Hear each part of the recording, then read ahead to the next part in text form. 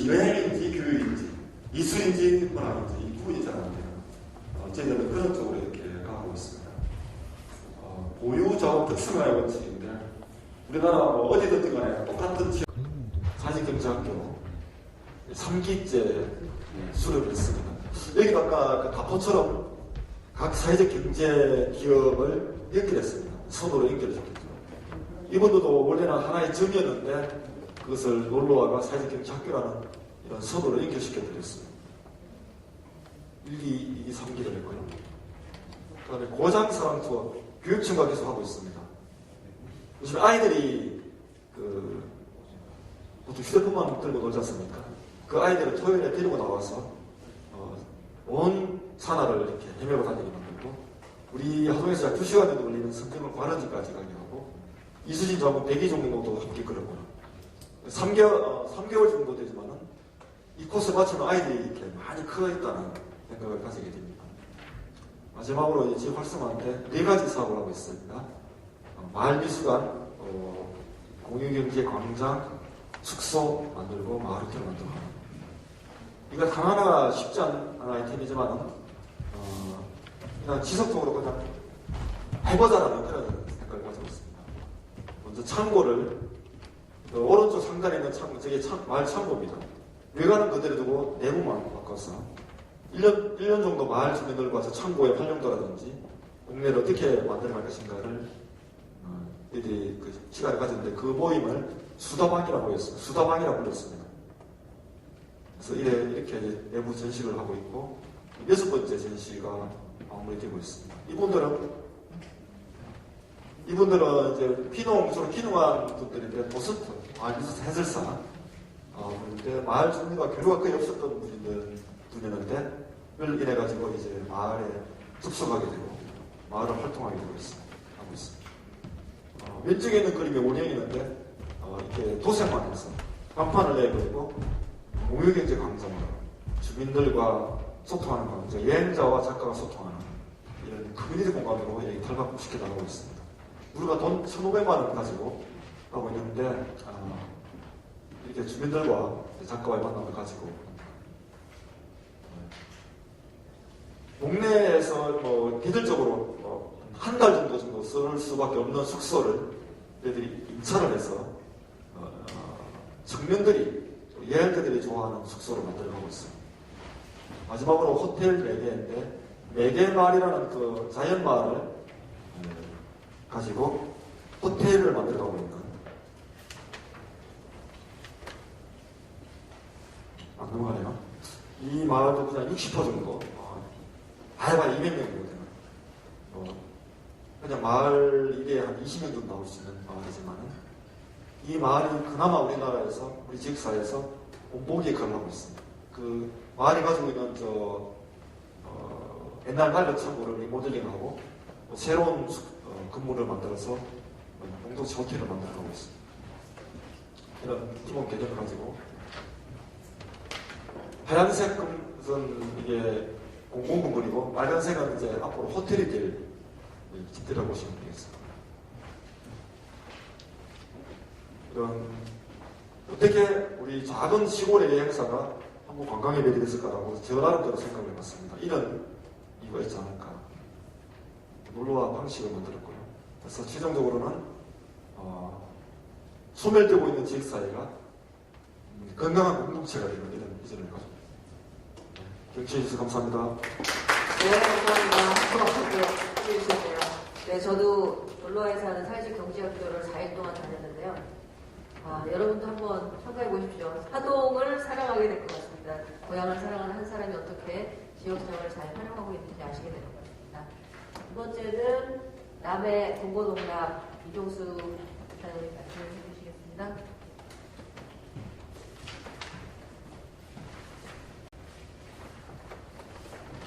예, 반갑습니다. 인사드리겠습니다. 동고동락 협동조합 대표를 맡고 있는 이종수라고 합니다. 반갑습니다.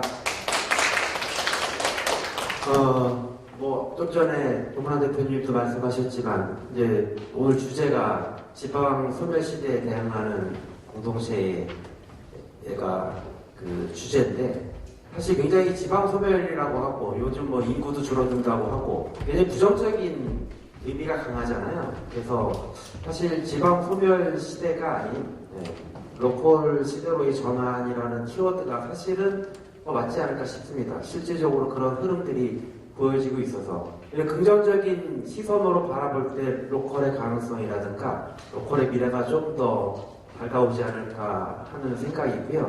그런 관점에서 오늘 나오신 분들도 그렇지만 전국적으로 지역에서 로컬 공동체를 기반으로 해서 다양한 성공적인 사례, 그 다음에 청년들이 와서 잘 정착하고 활성화하고 되고 있는 사례들이 많기 때문에 각 지역별로 각자의 특색을 갖고 각자의 노력들을 기반이 되면 얼마든지 로컬이 지방 소멸이 아닌 새로운 시대로의 전환을 이룰 수 있지 않을까 하는 기대감을 가지면서 저희 협동조합과 저희 남해 상주의 사례를 말씀드려 보도록 하겠습니다.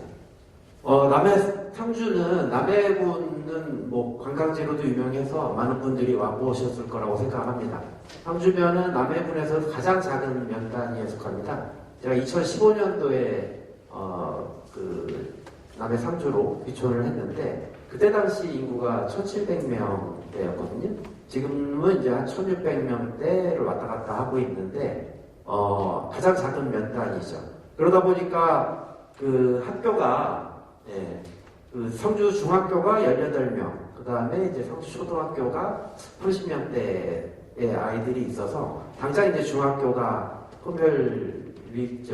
폐교 위기가 있었고 초등학교도 만약에 중학교가 이제 폐교되면 학부모의 심리상 지역에 학교가 없으면 떠날 수밖에 없는 거죠.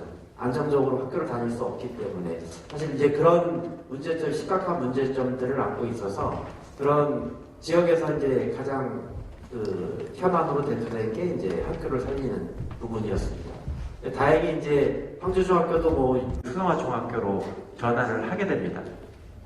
그러면서 이제 저를 비롯해서 몇몇 학부모들이 이제 상주중학교 학교로 보내기 위해서 귀촌을 했고 학부모들을 중심으로 학부모회를 중심으로 마을과 학교를 연결하는 다양한 활동들을 시작하게 됐고 설립으로 이제 나아가게 된 계기가 되었습니다. 저희는 이제 크게 4가지의 설립 정신을 갖고 시작을 했는데요.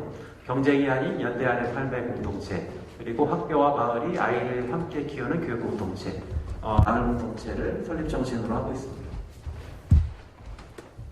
그래서 이제 이런 협동조합을 중심으로 마을과 학교를 연결하는 활동들을 시작하면서 다행히 이제 상주 초등학교도 경남형 혁신학교인 행벽학교로 지정을 하게 됩니다. 그때 당시 이제 교장 선생님과 마을이 함께 노력을 해서 행복학교로 지정이 됐고, 그래서 이제 초등학교, 중학교는 이제 대안학교로 전환됐고, 초등학교도 혁신학교로 전환되면서 마을의 이제 아이들을 이제 경쟁 교육이 아닌 아이들 행복한 교육, 그 다음에 학생들을 삶의 주체로 세우는 혁신적인 교육을 할 수 있는 지역으로 어느 정도 입소문이 나면서 많은 학부모들이 이제 이주해오기 시작을 하게 되면서 마을과 함께하는 학교의 변화가 시작되었습니다. 그래서 실질적으로 행복학교로 전환되면서 학부모 다모임이라든지 또 학부모가 직접 아이들 교육과정에 참여하는 그런 과정으로 학교들이 변화하는 모습을 보이게 됩니다. 그런 변화의 것들을 기반으로 해서 마을교육 공동체 연구회를 이제 2018년도에 결성을 하게 됩니다. 그래서 지역에 있는 초등학교, 중학교 교사와 지역에 있는 학부모들, 지역 주민들이 함께 연구 모임을 결성을 해서 같이 책 읽기도 하고 마을에서 아이들 교육과정으로 어떤 걸 연결할 것인지, 초등학교와 중학교와 어떻게 연결해서 같은 마을 교육을 할 것인지에 대한 고민들을 시작한 계기가 되었습니다. 그래서 마을 공동체에서 연구 및 기획 활동들 하고 또 우리 마을 인문학 강좌를 주기적으로 개최를 하면서 지역의 아이들 교육뿐만 아니라 지역 주민들과 함께하는 교육과정들을 만들게 된 계기가 된 것 같습니다. 2019년도에는 이제 상주중학교 무지개 협동조합을 설립을 했고요. 이제 저희가 동부문화 협동조합에서 학교 협동조합을 설립하는 과정을 지원을 하면서 아이들이 이제 사회적 경제를 미리 경험을 하고 대안학교다 보니까 이제 대안적인 삶들을 고민하고 모색하는 것들이 학교 과정, 교육 과정에서도 좀 필요하다라는 생각들을 많이 했고요. 그 과정 속에서 이제 아이들과 함께 사회적 경제를 모색하고 시적으로 또 이제 협동조합을 운영하면서 사회적 경제를 이해하고 실천적인 경험들을 할 수 있는 그런 학교 협동조합을 설립해서 운영을 하고 있습니다.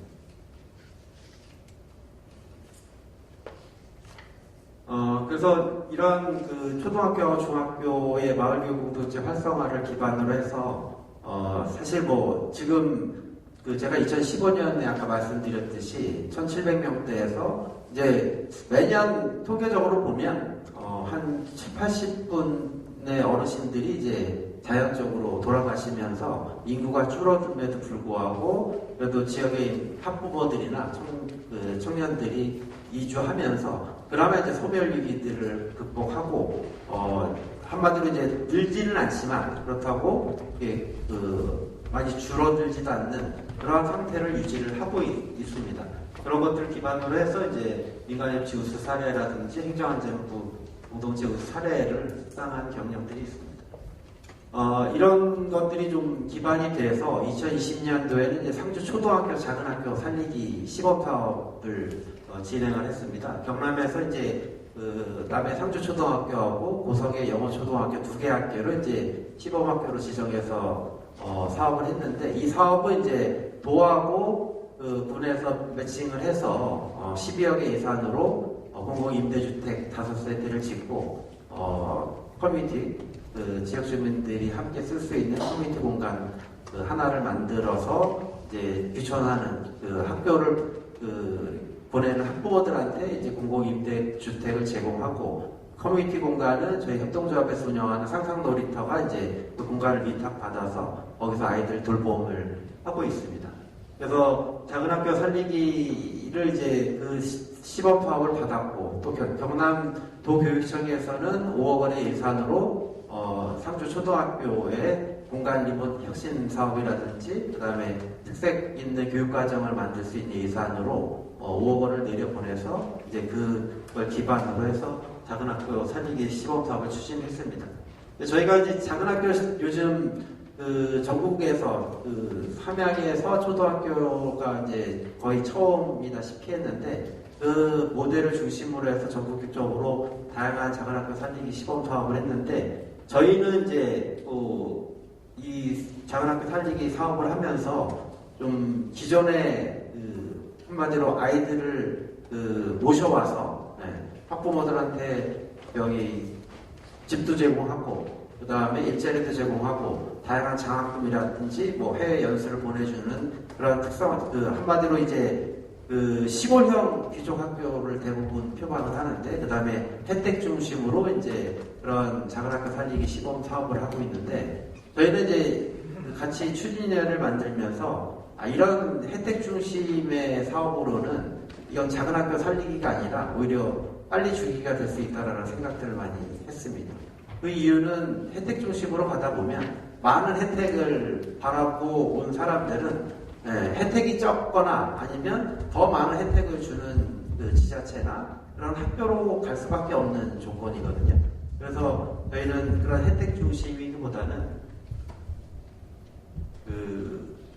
이렇게 상주 초등학교하고 상주 중학교, 상주 보물섬고 창선에 있는 이제 대안학교인데 이렇게 초중고를 연결하는 혁신교육을 시킬 수 있는 것들을 중심으로 했고요. 그 다음에 마을과 함께 키우는 마을교육 공동체를 중심으로 삼았습니다. 그러니까 우리는 혜택은 없지만 이 마을에서 그리고 이 마을이 완벽한 조건을 갖추고 아이들을 행복하게 만들 수 있는 가장 최적의 조건을 제공하는 것이 아니고 학부모들도 아이들이 함께 와서 그런 마을교육 공동체를 통해서 함께 돌보고 함께 마을교육 과정을 만들고 함께 노력하는 속에서 그러한 우리가 추구하고자 하는 그런 행복한 학교, 행복한 마을을 만들 수 있다라는 그런 관점을 이야기하고 그런 것들을 같이 할 수 있는 분들이 왔으면 좋겠다라는 걸 중심으로 했습니다. 그래서 저희는 아예 장학금을 따로 지역사회에서 더 걷지도 않았고 기존에 있던 그냥 혜택 말고는 다른 특별한 조건들을 내걸지는 않았습니다. 그래서 그리고 또 단순하게 학교만을 바라보고 보는 것이 아니고 어른들도 이 지역에 와서 내 삶의 전환을 모색하고 도시에서 농촌으로의 삶을 전환할 수 있는 분들이 왔으면 좋겠다라는 그런 제안들을 했고 그래서 저희가 작은학교 살리기 하면서 제안했던 건 딱 세 가지입니다. 그래서 자연을 닮아가는 교육과정, 그다음 마을과 함께하는 교육과정, 그리고 온 마을이 돌보는 그 마을 교육 공동체 이 세 가지를 키워드로 해서 새로 오시는 학부모들한테 제시를 했던 부분이고 그 뜻에 맞는 분들이 많은 분들이 왔습니다. 다행히 그런 것들이 성공적으로 이루어져서 지금은 초등학교가 이제 36명에서 63명으로 그 전체 초등학교 학생 수가 늘었고 또 지금은 이제 집 문제 때문에 임대주택이나 여기서 거주할 수 있는 집이 없어서 계속 문의는 오고 있는데 그런 것들이 현실적으로 주거 문제가 해결이 안 돼서 이게 좀 지금 60명대로 지금 멈춰져 있는데 주거 문제만 어느 정도 해결이 되면 더 많은 학부모들과 청년 세대들이 들어오지 않을까 싶습니다. 그래서 이런 많은 젊은 분들이 들어오게 되면서 마을도 자연스럽게 좀 생기를 되찾아가고 또 지역에서 학부모들뿐만 아니라 청년들도 많이 들어와서 창업활동이라든지 학교와 마을을 연결하는 다양한 활동들을 하고 있습니다. 그래서 직접 학부모들이 내려오신 분들이 마을교육과정에 직접 참여하고 또 아이들이 만든 동아리에서 자발적으로 지역을 위한 다양한 봉사활동을 하고 있어서 그런 분들이 혜택 중심으로 온 분들이 아니고 마을과 함께 하려고 하는 노력하는 분들이 와줘서 훨씬 마을이 더 생기고 아이들을 위한 교육들이 점점 더 증가를 하고 있는 것 같습니다. 그리고 저희 상주 마을교육 공동체 연결망들은 이제 도공동화 협동조합이라는 사회적 경제 조직을 통해서 사실 뭐 공모 사업을 받거나 그런 군으로부터 위탁 사업을 받고 다양한 지원 사업을 받을 수 있는 부분들이 이제 그런 협동조합이라는 기본적인 틀을 통해서 그것들을 다양한 마을의 주체들과 연결하는 그런 활동들을 이제 동공동화 협동조합에서 주로 하고 있습니다. 그래서 남해 상주 마을 공동체의 향후 과제는 이제 일자리 부분이 아무래도 가장 이제 좀 일자리 문제하고 주거 문제. 일자리 부분은 지역에 이제 교육 때문에 많은 분들이 내려오고 계시지만 일자리도 부족하고 사실 양질의 일자리가 없기 때문에 대부분 아이들과 엄마만 이제 내려와서 그 지역에 살고 있고 아빠들은 이제 도시에서 돈을 버는 분들이 지금 내려오시는 분들의 3분의 2 정도는 그런 형태의 이주이기 때문에 그게 사실 오가는 형태는 아니거든요. 온 가족이 와서 같이 마을에 정착하고 교육과정이 끝나도 지역에서 안정적으로 거주하는 것들이 가장 바람직한 모델이기 때문에 일자리들을 좀 만들고 또 아까 말씀드렸듯이 지금 내려오고 싶어도 내려올 수 없는 분들이 많이 있어서 그런 주택 문제를 해결해야 되는 부분들, 그 다음에 기존 주민과 이제 새로 오는 이주민들이 잘 화학적으로 안정적으로 결합할 수 있는 그런 공동체적인 과제들 이런 것들이 아직 많이 남아 있습니다. 그래서 이런 것들은 뒤에 다시 이야기를 하겠습니다. 저희 독거동화 협동조합을 말씀드리면 저희는 이제 더불어 행복한 마을 공동체를 목표로 설립을 했고 아까 노무란 대표님 2017년에 설립하셨다고 했는데 저희하고 똑같은 연도입니다. 그래서 비전은 마을교육 공동체를 통한 지속가능 학교를 만드는 부분들, 그 다음에 마을 생태계를 재구축하는 작업. 마을 생태계라고 하면 일자리, 교육, 그 다음에 주거, 문화 이런 것들이 이제 마을이 자생적으로 그런 것들을 구축함으로써 마을이 안정적인 공동체의 공간으로 거듭나게 하는 그런 것들을 목표로 하고 있습니다. 그래서 2030년에는 지금 지역 주민들이 이제 한 1,600명 정도인데 한 2,500명으로 좀 더 늘리면 안정적인 마을 생태계를 좀 구축할 수 있지 않을까 생각합니다. 그다음에 30명, 그다음에 20억은 이제 상근 일자리와 이제 매출 목표라고 보시면 될 것 같습니다. 2017년 4월에 창립을 했고요. 17년에 이제 아이들 돌봄하는 상상 놀이터를 설립해서 운영을 했고, 2019년도에는 이제 어른들 놀이터인 동동회관 설립해서 운영을 하고 있습니다. 2019년도 아까 말씀드렸던 부분들, 20년도에 이미 사회적 기업이 됐고, 이제 21년도에는 마을빵집 설립해서 운영하고 있고, 다른 프로젝트를 시작하고 있습니다. 22년도 6월에 이제 사회적 기업으로 인증을 받았습니다. 지금 조합원 수는 한 220명이고요. 상근 직원은 7명. 그 다음에 조합에 이제 비상근으로 활동하고 있는 분들이 한 10명, 이사 7명으로 구성되고 있습니다. 하고 있는 일은 이제 상상놀이터, 아이들 돌봄, 그 다음에 아까 동동회관을 이제 신현창고로 이전하면서 땅하고 이제 아이들 돌봄 급식을 이곳에서 하고 있습니다. 그래서 이제 원래는 이제 지역에 있는 2개 학교하고 유치원을 시작했었는데 올해 겨울부터는 지역에 이제 8개 학교로 확대해서 그 돌봄 급식을 하려고 준비하고 있습니다.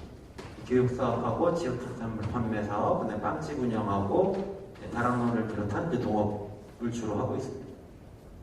이제 작년에 저희가 몇 년 전부터 준비했던 사업이긴 한데 아까 말씀드렸던 이제 주거 문제와 그 다음에 이제 교육마을로서 이것들을 좀 더 확장하는 개념으로 보물섬 인생학교를 기획을 했고, 이 부분들을 남해군하고 같이 협력해서 사업을 추진해 왔고요. 올해 다행히 이제 국토교통부 사업에 공모 사업이 선정이 돼서 이 사업은 이제 LH 임대주택이 24세대가 들어옵니다. 그래서 전체 7,500평의 부지에 LH 임대주택 24개와 그 다음에 동거분과 협동조합에서 자체적으로 그냥 주택협동조합을 만들어서 16세대를 이제 주거를 제공하려고 하고 있습니다. 그 다음에 생활SOC 사업으로 국토교통부에서 지원받는 예산으로는 이제 마을 도서관이라든지 커뮤니티룸, 그 다음에 숙소동 이런 것들을 만들어서 이 공간을 중심으로 해서 성인들을 위한 전원학교, 그 다음에 청소년과 청년들을 우리가 기존에 하고 있는 여름 캠프라든지, 그 다음에 청년들을 위한 사회적 경제에 기반한 다양한 교육 프로그램들을 이곳을 기반으로 해서 운영을 하려고 하고 있습니다. 그래서 부지가 이제 금산 바로 밑에 있어서 상주 해수욕장과는 약 1.5km 정도 떨어져 있는데, 이 공간들을 중심으로 해서 저희 협동조합의 사업들과 연결하는 그런 다양한 공간들을 만들려고 준비를 하고 있습니다. 그래서 이 사업은 이제 내년도에 예산이 본격적으로 추진되면 아마 2년 후에는 이런 임대주택이라든지 분양주택, 그 다음에 생활SOC 사업들이 안정적으로 이루어지면 이걸 기반으로 해서 이제 인생학교 프로그램을 진행하려고 하고 있습니다. 저희 협동조합의 사업 방향은 한마디로 아까 말씀드렸던 마을 생태계의 재구축이라고 보시면 될 것 같습니다. 그래서 사실 그동안 이제 농촌이라는 마을 생태계가 예전에는 마을에 필요로 하는 부분들이 대부분 마을 안에 존재했었는데 그것들이 다 사라진 상태잖아요. 그것들을 다시 마을에 다양한 필요로 하는 마을 주민들이나 마을 주민들이 필요로 하는 다양한 그런 공간이라든지 다양한 것들이 이 마을 안에서 좀 이루어질 수 있도록 그런 마을 생태계를 재조성하는, 그래서 교육 사업과 공간 운영 사업, 그 다음에 이제 돌봄 사업. 지금은 이제 아동 돌봄만 하고 있는데 좀 더 이제 저희 조합원들도 이제 지역의 주민들이 많이 가입하고 계시고, 또 기존의 주민들도 이제 이곳에서 노후까지 안정적으로 생활할 수 있는 그런 공간들을 만들기 위해서 어르신이라든지 홀봄 어르신이라든지 노인들을 위한 다양한 돌봄 사업들을 계획하고 있습니다. 이러한 지역 활성화 사업들, 이것들을 구축을 해서 마을 생태계를 재구축하는 게 주요한 과제라고 할 수 있을 것 같습니다. 그래서 지속 가능성을 위해서, 그리고 다양한 일자리들을 만들기 위해서 이제 경제 사업을 하고, 그다음에 공익 사업, 지역사회에 기여하는 공익 사업과 더불어 행복한 마을을 위한 공동체, 이 3가지 축으로 진행을 하려고 하고 있습니다. 사실 이제 지역 소멸을 얘기하는데, 지자체는 사라질 수 있겠죠. 하동이나 남해가 뭐 그 행정적인 편의상 뭐 사천시와 합쳐져서 하나의 행정구역으로 갈 수는 있겠지만 저는 마을은 사라지지 않는다고 생각하거든요. 마을 단위의 삶들은 어차피 그 지속 가능한 부분이고, 그러면 지속 가능한 마을이 되기 위해서는 무언가 다른 그 마을 주민들이 그 안정적으로 생활할 수 있는 그런 차별성은 갖춰야 된다고 생각합니다. 그 차별성을 갖추는 데 있어서 저는 그거는 그 가장 기본적인 거는 저는 도시화는 다른 생태계를 구축하는 것이 농촌 그 지역의 농촌의 생태계를 지속 가능하게 만드는 거라고 생각을 합니다.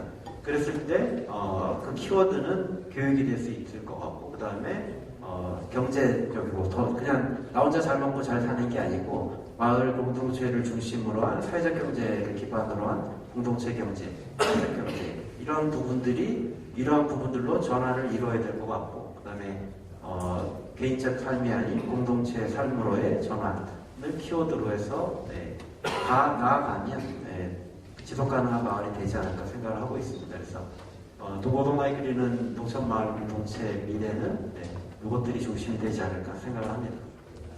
마지막으로 말씀드릴 거는 이제 뭐 같이 아까 서두에도 말씀드린 부분들이지만 우리가 오늘 모인 이유이기도 하고요. 로컬의 미래라고 했을 때 저는 로컬로 이거라고 생각하거든요. 그래서 농어촌 지방은 결국 소멸할 것인가? 저는 아니라고 생각합니다.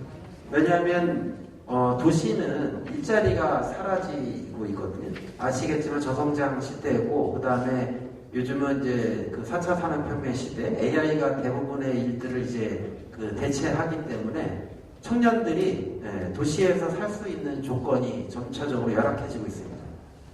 비정규직만 늘어나고, 그리고 주거는 서울 집값이 평균 12억입니다. 할아버지 할머니가 도와주지 않으면 서울에서 전세 얻기도 힘듭니다. 그래서 할아버지가 도와주지 않는 청년들 외에는 도시의 서울, 수도권에서 살 수 있는 조건들이 점차적으로 열악해지기 때문에 저는 청년들이 로컬로 돌아온다고 생각을 하고 있고, 실질적으로 그런 그 통계들이 잡히고 있습니다. 이게 비단 우리나라뿐만 아니라 일본이나 유럽도 같은 경향성을 보이고 있거든요. 맨 밑에 보시면 작년 통계 기준으로 귀농귀촌 인구가 51만 명인데 그 중에 30대 이하 청년이 거의 과반수를 차지합니다. 이거는 하나의 그냥 그 낭만적인 전망이 아니고 시적인 그런 흐름들이 있고, 저희 남해군이나 상주면을 봐도 젊은 청년들이 많이 들어오고 있는 것들이 사실입니다. 그리고 이제는 청년들 같은 경우는 공간의 제약이 사라지고 있고, 그 다음에 기후기와 팬데믹 시대에 대부분의 사람들이 도시에서의 사람들이 이것이 지속 가능한 삶, 우리의 궁극적인 행복한 삶을 위해서 과연 도시의 삶이 맞는 삶인가에 대한 고민들을 많이 제 주변도 마찬가지고 많이 하고 있습니다. 그랬을 때 그러면은 이런 것들, 이런 변화와 청년들이 농촌으로 오고 있는 이런 그 흐름에 과연 우리 그 지방은, 로컬은 제대로 준비를 하고 있는가? 사실 제대로 준비하고 있는 지역들은 아마 많은 청년들이 내려와서 그 지역이 활성화되고 정말 지속 가능한 마을이 될 것이고, 그런 준비를 하지 못하는 마을이나 지자체는 여전히 소멸 이야기를 할 것이라고 저는 생각을 합니다. 그랬을 때 저는 가장 핵심 키워드는 도시와 차별에 대한 마을 생태계를 만드는 것이다라고 생각합니다. 우리 혁신도시 우리 노무현 정권 때 혁신도시를 많이 만들어서 공기업들을 많이 내려보내고, 새로운 여기 지방 이제 활성화를 위해서 그런 사업들을 했는데 사실 실패한 사업이거든요. 실패한 이유는 도시와 똑같은 짝퉁 모델을 그대로 앉혔기 때문에 저는 실패했다고 생각합니다. 아무리 그 서울 짝퉁을 예쁘게 만들어도 농촌에 와서 그 짝퉁 모델을 만든다고 성공하진 않거든요. 부산에서 아무리 좋은 학원을 만들어도 학생들 다 방학 때 되면 대치동으로 몰려갑니다. 아무리 좋은 백화점, 아무리 좋은 도시의 초단화된 시설들을 농촌에 만들어도 강남에 결국은 짝퉁일 수밖에 없는 거죠. 그것과는 도시와는 다른 도시와는 다른 생태계를 구축을 하는 것이 전 로컬이 생각해야 될 핵심 과제라고 생각을 하는 데 있어서 이 네 가지 키워드, 교육, 그 다음에 일자리, 공동체, 생태적인 자립적 생태 마을을 구축하는 것들, 이 네 가지 축으로 하면 도시와는 다른 경쟁력, 그런 도시의 삶을 추구하지 않는 사람들이 노천에 내려와서 새로운 삶을 꿈꿀 수 있는 그런 공간으로 만들 수 있지 않을까 생각합니다. 예, 제 얘기는 이상으로 마치겠습니다. 감사합니다. 감사합니다. 대면에 선생님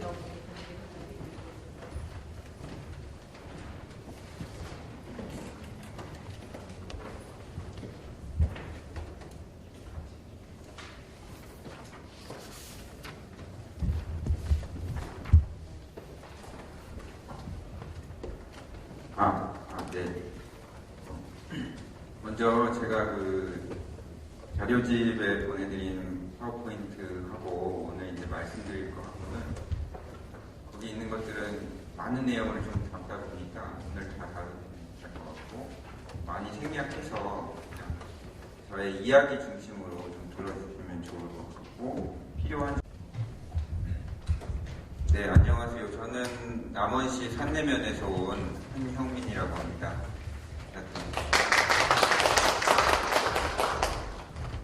먼저 귀한 자리에 좀 초대해 주셔서 감사드리고요. 오늘 자리가 지방 소멸 위기에 대응하는 마을 공동체의 사례로 제가 살고 있는 지리산 산내마을을 초대해 주신 것으로 알고 왔습니다.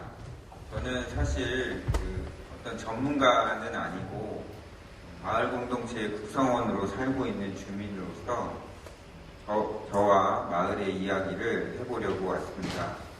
부족하고 두서없는 부분이 있겠지만 이후 질문과 토론에서 여러분들께서 좀 채워주시기를 부탁을 드립니다. 제가 이 자료를 준비하면서 몇 가지 질문을 스스로에게 좀 해봤습니다. 지방 소멸은 어떤 현상이고 원인은 무엇일까? 그리고 제가 살고 있는 우리 공동체는 이 문제를 좀 어떻게 다뤄왔는가? 마지막으로 우리 공동체가 지난 20년 동안 해오면서 그걸 돌아보면서 성과와 앞으로의 과제는 무엇인가? 세 가지 중심으로 말씀을 좀 드리도록 하겠습니다. 첫 번째 질문에서 제가 생각하는 지방 소멸이라는 것은 마을 공동체가 사라지는 현상이라고 봤습니다. 마을이 재생 가능한 구조가 되지 못하고 그 생을 마감한다는 것입니다. 지방 소멸은 최근에 많이 이야기되고 있지만 오래전부터 농촌에서 많은 인구가 도시로 빠져나가게 된 것이 시작이라고 봅니다. 사람들이 빠져나간 농촌은 마을을 유지하기 어렵게 되었고 도시는 도시대로 많은 사람들이 몰리면서 협력과 신뢰의 문화를 바꾸어가기 어려워졌습니다. 저는 지방 소멸의 해법이 마을을 살리고 마을 문화를 살리는 것이라고 생각합니다. 제가 살고 있는 남원시의 몇 개면은 인구가 채 1000명이 되지 않는 곳이 있습니다. 그곳에는 어린이집과 초등학교, 중학교가 운영되지 않고 대부분이 고령 인구가 대부분입니다. 이런 경우에 지방 소멸로부터 그 마을이 회복되기가 쉽지 않을 것 같습니다. 앞에 사례들과 같이 마을 자체적으로 어떤 동력을 만들어서 나가기가 쉽지 않은 경우라고 보는데요. 만일 도시에서 마을 문화가 좀 살아난다면 인원기촌이 늘어날 것이라는 가설을 제가 한번 세워봤습니다. 서울에서 마을 문화가 살아있는 곳 중 한 곳으로 성미산 마을이라고 들어보셨을 겁니다. 제가 살고 있는 산내 마을에는 성미산 마을에 살았거나 그 인연으로 기농기촌하는 사람들이 있습니다. 그리고 서울에서 대안을 모색하는 사람들이 기농기촌을 생각하거나 적어도 도시농업에 참여해서 나누고 협력하는 마을 문화를 살리는 경우를 많이 보아왔습니다. 오늘 이 자리를 마련한 경남 마을공동체 지원센터 같은 곳의 역할이 중요하다고 봅니다. 그리고 좀 더 바란다면 더 적극적으로 서울 같은 대도시에서는 젊은 사람들이 기농기촌을 할 수 있도록 지원하는 제도와 그것을 돕는 기관도 만들어야 한다고 생각합니다. 그것이 도시의 과밀 문제를 해소하는 방법이기도 합니다. 중앙도 살리고 지방도 살리는 방향으로 이 문제를 해결해 가면 좋겠다는 생각입니다. 제가 이 글을 적기 전에 마을 사람들을 좀 만나서 여러분이 생각하는 이것에 대한 해법은 무엇입니까? 라고 물었을 때 마을 사람들이 하는 이야기는 어쨌든 이 과정이 우리 마을만 좀 잘 사는 것이 되면 안 되겠다. 그렇게 해서는 우리도 결국 어려움을 겪을 것이고 다른 마을에서 사람을 빼앗아 오는 것이 아니라 함께 잘 사는 방법이어야 된다는 의견들을 보았습니다.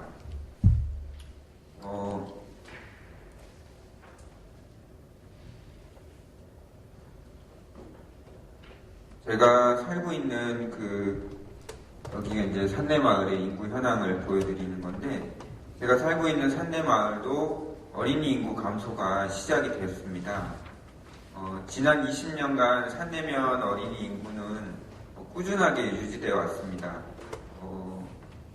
마을에 이제 어린이들이 한 해에 10명 이상씩 태어나고 이런 것들이 유지되어 왔었는데, 그래서 이제 산내 초등학교 학생이 100명에서 120명까지 되는 경우도 있었고, 학생들이 늘어나다 보니까 물론 건물이 노후해지기도 했지만 교육청에서 건물을 새로 지어주기까지 했었습니다. 근데 현재 올해 기준으로 초등학생이 87명으로 점점 줄어드는 추세에 있고, 제가 일하고 있는 사단법인 한생명에서 운영하는 어린이집이 우리 면에 딱 하나 있는데 거기에 현재 영유아는 5명이고 제가 알기로는 15명에서 20명 정도가 마을에 있는 영유아인 걸로 알고 있습니다. 이런 식으로 해서 2027년에는 산내 초등학교 입학생이 없는 이상한 상황이 지금 저희한테도 좀 맞닥뜨려 있고, 이와 관련돼서 이번 달부터 마을에서 이 문제를 논의를 해나가기 시작했습니다. 우선은 주택을 좀 마련하는 것 같이 바로 시작해 볼 수 있는 것들에 대한 의견이 주로 나왔는데, 아마도 이야기를 지속하게 되면서 우리 마을이 아이를 키우기 괜찮다면, 또는 우리 마을이 개인으로 살기보다 서로 좀 의지해서 살기 괜찮다면 같은 마을 문화에 대한 이야기로 자연스럽게 이어질 것 같습니다.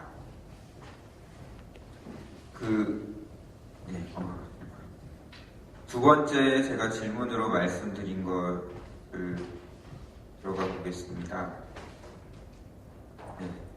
파워포인트를 해서 두 번째 질문은 우리 공동체는 마을 문화를 살리는 문제에 대해서 어떻게 좀 대응해 왔는가? 칠상사라는 절이 마을에 있습니다. 그래서 칠상사에 기농학교라는 학교가 생긴 것이 1997년입니다. 칠상사에서 생각하는 바람직한 사찰상, 그러니까 절이 어떤 모습이면 좋을까라는 것이 시대와 호흡하고 세상과 더불어 사는 것이라고 합니다. 이런 실상사의 생각과 97년 당시 IMF라는 현실, 그리고 전국 기농운동본부의 제안이 만나서 칠상사 장기 기농학교가 97년도에 만들어지게 됩니다. 기농학교를 통해서 여러 사람들이 산내면에 기농기촌을 하게 되었고, 마을에 집을 얻어 살고 결혼해서 아이를 낳는 가정이 자연스럽게 늘어나게 됐습니다. 이 무렵 기농붐이 전국적으로 불었고, 실상사가 말하는 철학에 동의하는 기농인들이 찾아오게 된 것입니다. 그 당시 기농인들은 사회적 가치를 중요하게 생각하는 많은 사람들이 있었는데, 그런 사람들이 실상사의 철학 주변으로 모여든 것입니다. 자연스럽게 기농인들의 정착 지원이 중요한 일이 되었고, 제가 일하는 사단법인 한생명의 설립, 그리고 산내 중학교도 있지만 저희 면 안에 있는 대안학교인 실상사 작은학교의 개교 등으로 이어졌습니다.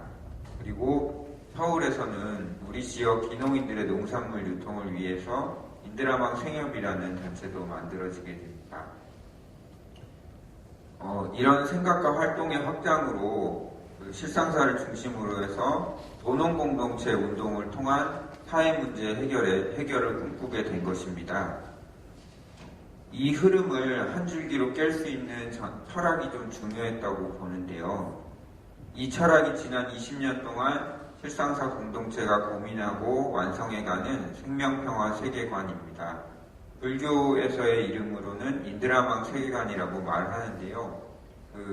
최근에 연예인 중에 이효리나 또 축구선수 황희찬 같은 유명인들이 몸에 타투로 몸에 새기면서 알려지게 된 생명평화 무늬가 바로 이 세계관을 설명하고 있습니다. 누구나 좀 보시면 아시겠지만 그래도 잠깐 소개를 하면은 이 생명평화 무늬에는 두 가지 물음에 대한 답이 담겨 있습니다. 하나는 생명은 어떻게 생겼을까? 생명의 모양은 어떨까? 이 그림을 보면 아래쪽에 있는 사람 모양, 우리가 흔히 나라고 여기는 사람의 모양이 있습니다. 좌우로는 땅에 사는 생명들, 그리고 물에 사는 생명들, 하늘을 나는 생명들을 표현했습니다.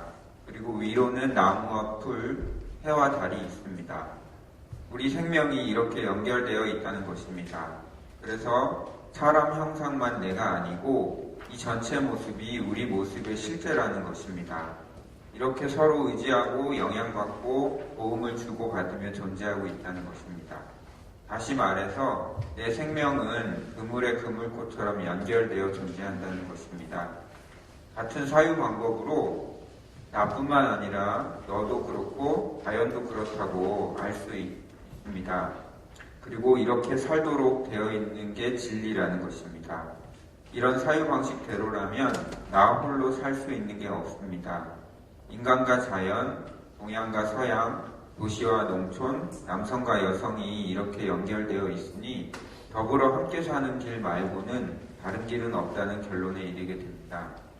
두 번째 질문은 평화는 무엇인가입니다. 그림에서 보면 어느 것 하나가 전체를 독점할 수 없습니다. 나 홀로 평화는 존재할 수 없다는 것입니다. 다양한 것들과의 공존을 말하는 것입니다. 설명을 듣고 보시고 나니까 매우 간단하고 쉽고 특별할 것이 없어 보이실 것 같습니다.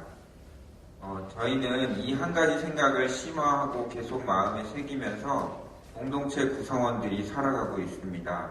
이것을 이제 실상사에는 부처님의 가르침이라고 말하기도 하고 또 이런 삶을 이런 생각을 가지고 산다면 그 한 사람의 인생이 꽤 괜찮은 인생이라고 말을 하고 있습니다.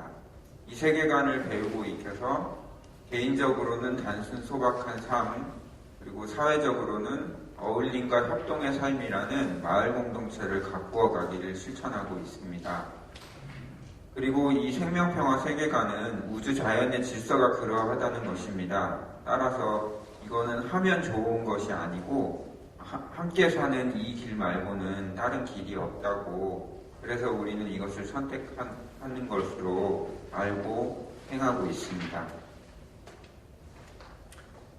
제가 오늘 그 지방 소멸에 대해서 이야기를 하고 있는데, 그래서 우리 공동체의 사례로 가져온 것은 바로 이 생명평화 세계관으로 전환한 사람들이 일구어가는 공동체와 그리고 그 공동체를 품고 있는 마을의 변화입니다. 여기에서 제가 공동체와 마을이라는 말을 좀 구분해서 말씀을 드리면, 공동체는 실상사를 중심으로 함께 일하고 공부하고 농사짓는 100여 명의 스님들, 그리고 저와 같은 활동가들, 그리고 실상사 작은학교의 청소년들입니다. 이렇게 100명이 함께 생활을 하고 있고, 그리고 마을은 실상사 공동체가 속해 있는 인구 2,200여 명의 산내면을 말합니다. 지리적으로는 그렇고요. 또 우리 공동체의 더 큰 동심원으로 회비를 내어서 동참하는 전국의 회원들, 그리고 타 지역에 사는 작은학교 청소년들의 양육자들까지도 의미적으로 마을의 구성원이라고 할 수 있겠습니다. 그렇다면 우리 공동체와 마을의 관계는 어떨까요? 공동체는 대안을 찾는 사람들이 배우고 익히는 곳입니다. 스님 몇 명과 몇 명의 열정적인 선배들로부터 공동체 틀이 만들어졌고, 지난 시기 동안 틀을 만들고 철학을 세워가면서 많은 어려움이 있었고 또 다듬어가는 과정에 있습니다. 물론 그 과정에서 실력 부족으로 겪은 갈등도 있었습니다. 마을에는 일찍부터 기농기촌한 사람들이 많았습니다. 마을의 일을 여러 가지 일이 있었는데 찬성과 반대의 논리로 풀어가는 경우가 그동안은 대부분이었습니다. 지리산 댐 문제도 그랬고 지금 벌어지고 있는 지리산 산악열차도 그랬고 이런 찬성과 반대의 논리로 대부분의 일들을 풀어갔는데 찬반의 견해 다툼이 아니라 우리가 그 맞닥뜨린 그 현장의 직면에서 잘 파악하고 함께 대안을 모색하자는 것이 실상사를 중심으로 한 공동체가 줄기차게 이야기하고 있는 내용입니다. 실상사는 도법 스님을 비롯한 스님들과 몇 사람들의 원력으로 대안운동과 마을 공동체로 나아가는 길을 모색하기 시작한 것입니다. 그런데 이제는 몇 사람의 힘에 의해서가 아니라 시스템을 잘 갖춰서 교육을 통해서 스스로 삶을 전환한 사람들이 마을을 위해 일하는 것을 만들어내려고 노력하고 있습니다. 이 사람들은 이 사람들은 마을의 살림이 곧 내 살림이다라고 마음먹고 말하고 행동하는 사람들인데요. 이렇게 전환된 일꾼이 마을에 지속적으로 있어야 한다는 것이 우리 사례의 핵심이라고 할 수 있겠습니다. 그 전환은 특출난 개인이 갑자기 생기는 것을 기대하지 않는 것이고 생명평화 세계관이라는 꾸준한 교육으로 해나가고 있는 것입니다. 마지막 질문인데요. 지난 20년간의 성과와 과제입니다. 지난 20여 년의 활동의 성과라면 이렇게 좀 사라져가는 농촌마을에 활력을 불어넣는 역할을 한 것입니다. 사람들이 귀농을 하고 또 귀농한 사람들이 그 기존의 주민들하고 결혼을 해서 아이들도 태어나고 했는데요. 결혼을 하고 아이들이 태어나고 자라나고 그 학생들이 우리 마을이 살만한 곳이라는 평가를 한다는 것입니다. 제가 작년에 지역 중학생들 모두와 진로와 마을 이야기를 나눈 적이 있었습니다. 그런데 이 친구들은 대부분의 학생들이 지금 당장은 내가 좀 다른 꿈꿔보고 싶은 것들이 있어서 나가겠지만 결국에는 나는 우리 마을에 언젠가는 돌아와서 살겠다고 말을 하고 있습니다. 그리고 또 하나의 성과로 본다면 갈등이 있을 때 그 현장의 목소리를 잘 듣고 함께 대안을 모색해간 것입니다. 우리 마을도 사실 가지 많은 나무이고 가지 많은 나무에 바람 잘 났다고 시끌벅적하고 여러 가지 일이 벌어집니다.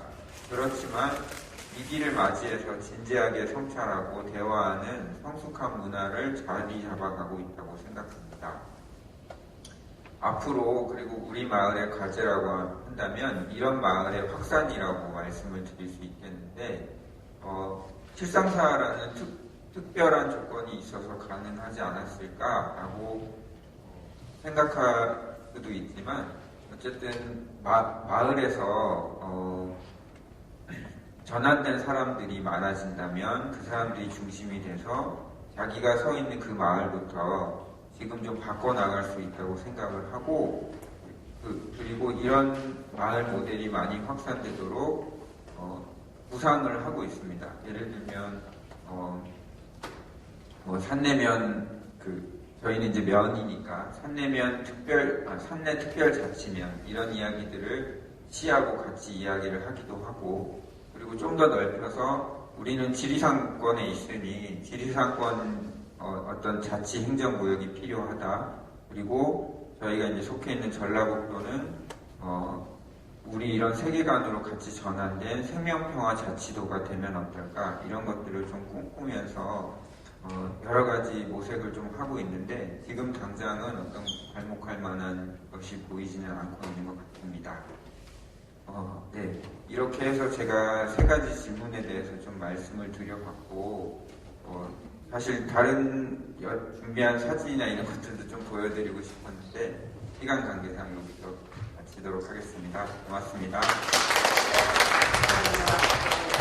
벌써 청소년들이 나갔다가 다시 들어오고 싶은 마음.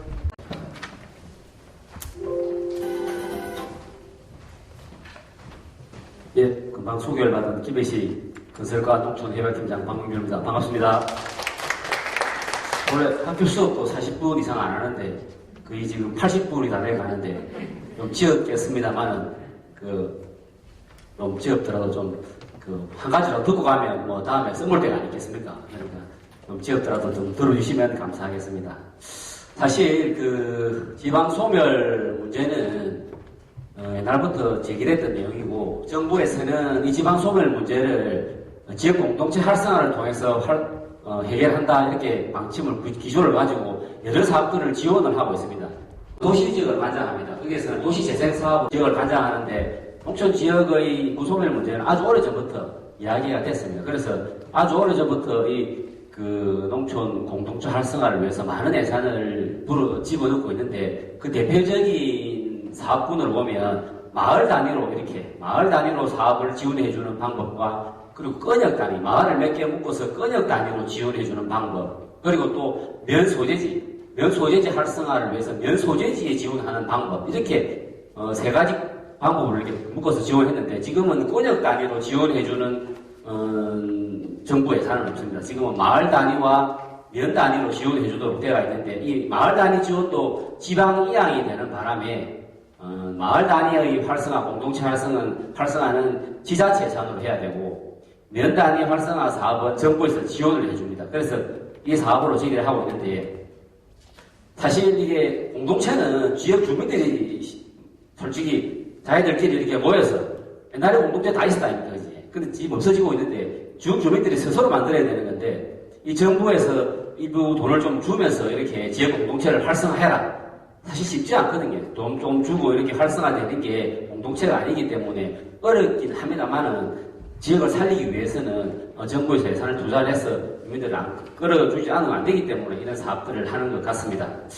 오늘 발표하는 진례면은 저희들이 제9회 행복농촌 마을 만들기 지역개발 분야에서 검상을 받았는데 지금부터 말씀을 드릴 건데 진례면의 이야기는 진례면 소재지를 어떻게 활성화를 해서 지역 주민들에게 공동체 의식을 불어넣고 활성화될 수 있도록 했는지에 대해서 말씀을 드리는 내용입니다. 발표에 앞서 저희들 진례면의 이야기를 KBS 1TV 생생정보 투데이에서 방영을 한 게 있습니다. 그 내용을 잠깐 시청하도록 하겠습니다.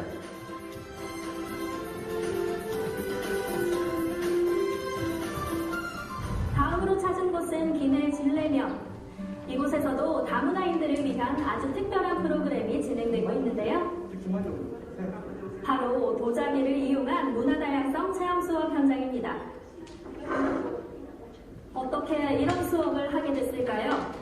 다문화 가정이 많은데 저희 젊은 분들하고 어떻게 이런 분들에게 혜택을 줄 수 있는 것일까 생각하다가 우리 발전소 수입으로 이 다문화 가정들에게 저기 체험을 제보자 해서 12월부터 작년 12월부터 이렇게 한 달에 우리 김해 대표적인 굽높은 접시고 굽이라고 해요. 예, 보신 바와 같이 진례면은 다들 아실 겁니다. 아마 분청 도자기로 유명한 지역입니다. 그 분청 도자기를 우리 지역 주민들과 어떻게 이렇게 연결을 해서 우리 지역을 발전시키고 있는지에 대해서 제가 사례를 말씀드리도록 하겠습니다. 발표 순서는 진례면의 현황, 위기, 노력, 성과, 그리고 진례면의 미래 순으로 말씀을 드리도록 하겠습니다. 진례면의 현황입니다. 진례면은 약 인구 7,700여 명이 거주하는 지역입니다. 좀 전에 말씀드린 바와 같이 고려청자와 조선백자 사이에서 발전한 분청 도자기로 유명한 지역입니다. 오보시도 와보신 분들 계시겠지만 거기에는 김해 분청 도자박물관, 클레아크 김해 미술관, 그리고 도자 전시 판매관 등 도자 관련 시설들이 이렇게 밀집해 있는 지역입니다. 여기에 찾는 방문객을 한번 살펴보면 1996년부터 김해 분청 도자기 축제를 개최하고 있는데 여기에 한 49만 명, 매년 방문하고 있습니다. 그리고 2006년도 개관한 클레아크 기미미술관에는 매년 14만 명 이상이 방문하는 등 도자 산업이 발전한 지역입니다. 이런 도자 산업의 발전에도 불구하고 지역에 위기가 찾아오기 시작합니다. 그 첫 번째 위기는 진례면 중심지의 공동화 현상이 발생되었다는 것입니다. 진례를 찾는 대부분 찾는 분들은 그 진례를 오면 고속도로를 통해서 도자 관련 시설과 축제가 있는 장소에만 방문을 하고 가버립니다. 그렇다 보니 실제 지역 주민들이나 소상공인들한테는 소득이라든지 뭐 이런 걸로 이어지지 않았습니다. 그래서 중심지는 공동화 현상이 발생되고 지역 주민들은 무관심하는 그런 현상이 발생이 되었습니다. 다음은 모든 농촌이 갖고 있는 문제지만 진례도 마찬가지로 인구 감소의 가속화와 고령화가 좀 심화되고 있는 실정이었습니다. 2016년부터 매년 3.6%의 인구 감소가 발생됐을 뿐만 아니라 노령화 인구도 3.2%가 증가되었습니다. 그 원인을 살펴보면 문화복지나 기초생활 인프라에 대한 만족도가 지역 주민들의 만족도가 매우 낮았습니다. 또 문화복지 체육시설이 인근 타 지역보다 부족한 것으로 조사되는 그런 문제점들이 발생됐습니다. 그리고 또 하나의 문제점은 지역 발전 방향에 대한 주민 단체 간의 갈등입니다. 지역에 있는 뭐 이장단이나 뭐 지역 자생단체 의장 이런 분들은 문화복지 생활의 소시 시설을 해줘야 된다는 게 주로 내용이었고 진례면에서 가장 좀 이렇게 많은 이렇게 영향력이 있는 김해 도의 협회에서는 도자기 중심으로 사업을 진례를 발전시켜야 된다는 이런 문제점을 제기하는 바람에 지역 단체가 이것을 가지고 갈등이 발생되었습니다. 다음은 앞서 말씀드린 바와 같이 진례면은 도자가 있는 도자기가 있고 도자 관련 시설들 있는 위주로만 발전을 하다 보니 실제 진례면 중심지에는 이렇게 그 빈집과 쓰레기 투기 그리고 각종 도로변에는 안전 시설이 없어서 주민들이 안전 위험이 노출되는 등의 이런 중심지 노후화의 문제점이 발생되었습니다. 이런 문제점 해결하기 위한 지역 주민들의 노력에 대해서 말씀드리도록 하겠습니다. 모든 사업들이 마찬가지지만 이 사업의 문제점을 해결하려면 발전 방향을 주민 의견들을 모아서 발전 방향을 수립해야 됩니다. 그래서 자생단체가 100회 이상의 회의를 통해서 지역 장려 발전 계획을 수립을 했습니다. 그 발전 계획을 토대로 김해시 제1호 일반 농산어촌 개발 사업인 진례면 농촌 중심지 활성화 사업을 추진하였습니다. 아까 말씀드렸다시피 면 소재지 활성화 사업으로 농식품부 공모 사업이 되겠습니다. 사람과 길, 문화를 잇다는 비전을 가지고 57억 5천만 원을 들여 2017년부터 2021년간 5년간 사업을 하였습니다. 주요 사업 내용으로는 진례 문화발전소 건립, 도자 테마거리 조성, 그리고 송정리 초정리 간 보행로 개선, 성강장 정비, 쓰레기 상습 투기지역 미관 개선, 그리고 지역 역량 강화 사업 등을 하였습니다. 모든 사업들이 저희들이 다 성공적으로 추진을 하였다고 생각하지만 특히 3개 사업에 대해서는 그 성과가 높아서 제가 좀 더 자세히 설명을 해드리도록 하겠습니다. 첫 번째는 진례면 중심지에 있는 기존에 있는 낡은 건물을 철거하고 진례 문화발전소를 건립하였습니다. 이 진례 문화발전소를 중심으로 풍물, 점핑, 물레 등 6개 동아리를 육성하고 4여 명의 회원이 활동하도록 하였습니다. 연간 이용자 수가 1200명이 달하고 있습니다. 뿐만 아니라 물레 전문 강좌, 단체 도자기 수업 등 7개 문화복지 프로그램을 운영하여 연간 이용자 수가 2000명에 달하고 있습니다. 진례면 전통시장 건물 일부를 증개축해 진례 문화발전소에 대한 홍보 동영상을 잠깐 시청하도록 하겠습니다. 3층은 진례면의 대표 문화인 도자기를 직접 체험할 수 있는 도예 강좌가 열리는 도예 체험실로 꾸며져 있습니다. 2층은 풍물, 점핑, 탁구, 초등바둑, 유아미술, 라탄공예 등 다양한 동아리 활동과 프로그램을 진행하는 지역 동아리실로 꾸며져 있습니다. 1층은 주민들이 협동조합을 구성해 직접 운영하는 문화공감 카페입니다. 바리스타 자격증 취득 교육으로 23명의 바리스타를 배출하고 진례 카페 문화공간 협동조합을 설립해 지역 주민이 주도하는 공동체 발전을 이끌어가고 있습니다. 이 현재 말씀드린 진례 문화발전소에서는 협동조합도 만들어 지역의 공동체를 활성화할 뿐만 아니라 지역 주민들이 정주 환경과 문화복지를 향상시키는 데 아주 중요한 역할을 현재 하고 있습니다. 다음으로 말씀드릴 내용은 도자 테마거리 조성입니다. 앞서 말씀드린 진례면 중심지의 공동화 현상을 해소하기 위해서 도자와 관련 시설이 있는 장소와 그리고 진례면 중심지를 잇는 도자 테마거리를 만들었습니다. 이 도자 테마거리는 지역 주민들과 지역 도예 공방 24개 업체가 참여를 해서 같이 만들었습니다. 이제 이 도자 테마거리는 그 SNS 등으로 홍보가 되어 지역 명소로서 많은 관광객들이 찾아오고 있습니다. 이 도자 테마거리에 대한 홍보 동영상을 잠깐 보시도록 하겠습니다. 이곳은 도자기와 관련된 도자 테마거리입니다. 도자 테마거리를 시작했죠. 플레이아트 옆에는 부천 도자관이 있고 문화발전소 사이에 이 길을 지역에 있는 도자기 하시는 분들이 직접 타일도 만들고 이렇게 해서 만든 곳인데 4가지 테마의 벽화거리예요. 고전 벽화거리, 타일 벽화거리, 향기 벽화거리, 자연 벽화거리. 도자기가 주인공인 이 길을 걷다 보면 기내가 도자기의 고장이란 사실을 새삼 느끼게 되는데요. 오랜만에 나들이에 사진도 찍고 마냥 신는 사람들. 금방 보여드린 이 도자 테마거리는 지금 이제 우리 지역 주민들과 지역 상권 그리고 도예 하시는 분들이 연결하는 그런 중요한 광교 역할을 지금 하고 있는 그런 곳이기도 합니다. 다음에 말씀드릴 내용은 매우마을에 다양한 우르미 사업을 하고 있다는 것입니다. 이 사업이 면소재지 활성화 사업이다 보니 저희들이 설치해놓은 진례 문화발전소를 중심으로 찾아가는 세계의 우르미 사업과 찾아오게 하는 우르미 사업을 하고 있습니다. 이 우르미 사업은 매우마을 주민들을 위한 그런 다양한 사업이 되겠습니다. 첫 번째로 하고 있는 우르미 사업이 문화복지 우르미 사업입니다. 그리고 두 번째 하고 있는 사업이 교육 우르미 사업입니다. 세 번째 하고 있는 사업이 농산물 우르미 사업입니다. 진례 문화발전소에서 육성한 인력과 그리고 장비, 프로그램 등을 매우마을 주민들에게 이렇게 전달하는 그런 사업이 되겠습니다. 그리고 찾아오게 하는 프로그램 우르미 사업으로는 진례 문화발전소에서 6개 동안에 7개 프로그램을 운영 중에 있습니다. 그래야 배우마을 주민들 한 200여 명이 진례 문화발전소를 찾아서 활용을 하고 있습니다. 우르미 사업에 대한 영상을 잠깐 보도록 하겠습니다.